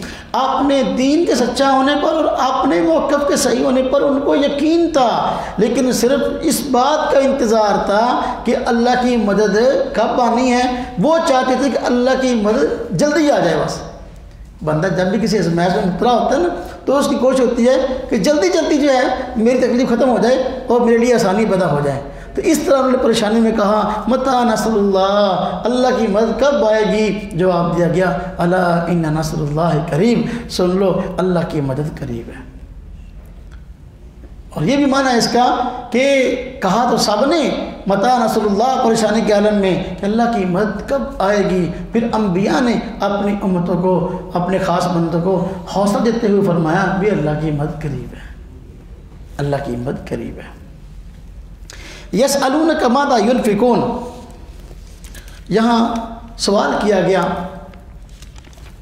حضور نبی پاک صلی اللہ علیہ وسلم سے کہ ہم نے مال خرچ کرنا ہے، اللہ کے راستے میں مال خرچ کرنے کی جو ہے فضیلتیں قرآن میں آئیں اور آپ صلی اللہ علیہ وسلم نے بیان فرمائیں۔ اب صحابہ کرام کا شوق تھا کہ ہم اللہ کے راستے میں زیادہ سے زیادہ مال خرچ کریں، لیکن اب کیا خرچ کریں اور کس پر خرچ کریں، یہ دو چیزیں معلوم کرنے کی تھیں۔ تو یسألونک ماذا ینفقون میں یہی بات پوچھی گئی کہ، اور پھر ان کو بتایا گیا کہ بھائی جو تمہارے پاس مال ہے اس کو خرچ کرنا ہے اور فلاں فلاں رشتہ دار پر، فلاں فلاں افراد پر خرچ کرنا ہے۔ فرمایا یسألونک ماذا ینفقون، وہ آپ سے پوچھتے ہیں کہ کیا چیز خرچ کریں۔ کل آپ فرما دیجئے ما انفقتم من خیر، جو بھی تم خرچ کرو وہ مال ہو، فللوالدین والاقربین، والدین پر، قریبی رشتہ داروں پر، والیتامی، یتیموں پر، والمساکین، مسکینوں پر، وابن السبیل، اور مسافروں پر۔ فَوَمَا تَفْعَلُوا مِنْ خَيْرٍ فَإِنَّ اللَّهَ بِهِ عَلِيمٌ، جب بھی تم کوئی نیکی کرو گے اللہ پاک اس کو جانتا ہے۔ بتا دیا جو مال خرچ کرنا ہے تو کس پر کرنا ہے۔ آج کل بھی مسئلہ ہے کہ بس اوقات بندہ اللہ کے راستے میں مال خرچ کرتا ہے تو سمجھتا ہے مجھے ثواب تب بھی ملنا ہے جدوں میں کسی نے زکوٰۃ دواں یا صدقہ کسی ہور نوں دواں تے اس میں سستی کہ اپنے بس اوقات گھر والوں پر خرچ کرنے میں کنجوسی کرتا ہے. تو اپنے گھر والوں سب سے پہلے اپنے گھر والوں پر خرچ کرنا ہے. اپنے والدین پر خرچ کرو, اپنے قریبی رشتہ داروں پر خرچ کرو, پھر اگلے معاملات ہیں کہ جہاں آپ کو اور حاجت مند ضرورت مند نظر آتے ہیں وہاں خرچ کرو. فرمایا دیکھو خرچ کرو اپنے والدین پر, قریبی رشتہ داروں پر, یتیموں پر, مسکینوں پر, مسافروں پر, تعدیب ان لوگوں پر خرچ کرو.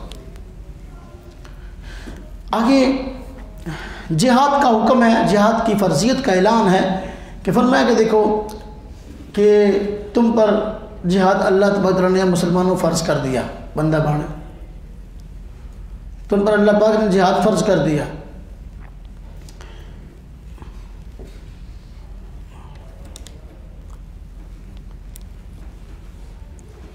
اب یہ جہاد تم پر لاگو تم نے کرنا ہے. اب بندہ بس اوقات شریعت کا کوئی حکم ایسا ہوتا ہے کہ جس کے متعلق وہ سمجھتا ہے کہ یار یہ کام دے رہا نا جناب میں نا بت نہیں لگتا. اللہ پاک کی طرف سے کوئی حکم ہو یہ کام کرو تو بس اوقات بندہ کو وہ کام اچھا لگتا ہے, بس اوقات نہیں لگتا. تو اللہ پاک کی ذات نے یہاں بتایا کہ بھئی تمہاری طبیعت کو اچھا لگنے نہ لگنے سے بات نہیں ہے, اصل تو میرا حکم ہے اس کو پورا کرنا ہے. ہو سکتا ہے کوئی کام ایسا ہو جو تمہیں اچھا لگے, تمہارے حق میں بہتر ہو اور تمہارے حق میں برا ہو, اور ایسا ہو سکتا ہے کوئی کام تمہارے حق میں برا ہو تم کو وہ اچھا لگتا ہو. لہذا تمہاری پسند نہ پسند نہیں, اصل تو اللہ تبارک تعالیٰ کی پسند نہ پسند ہے. فرمایا کتب علیکم القتال وهو کرہ لکم, فرض کیا گیا تم پر جہاد حالانکہ وہ تم کو برا لگتا ہے, یعنی تمہیں ناپسند ہوتا ہے. مطلب وقت کی تو بندے کو مشکل ہوتا ہے, ابھی سب کچھ چھوڑ چھاڑ کے ہم نے جگہ پہ جانا ہے, تو یہ بندے کو بس اوقات کے ذرا طبیعت پر گرا گزرتا ہے. تو فرض کیا گیا تم پر جہاد حالانکہ تم پر گرا گزرتا ہے.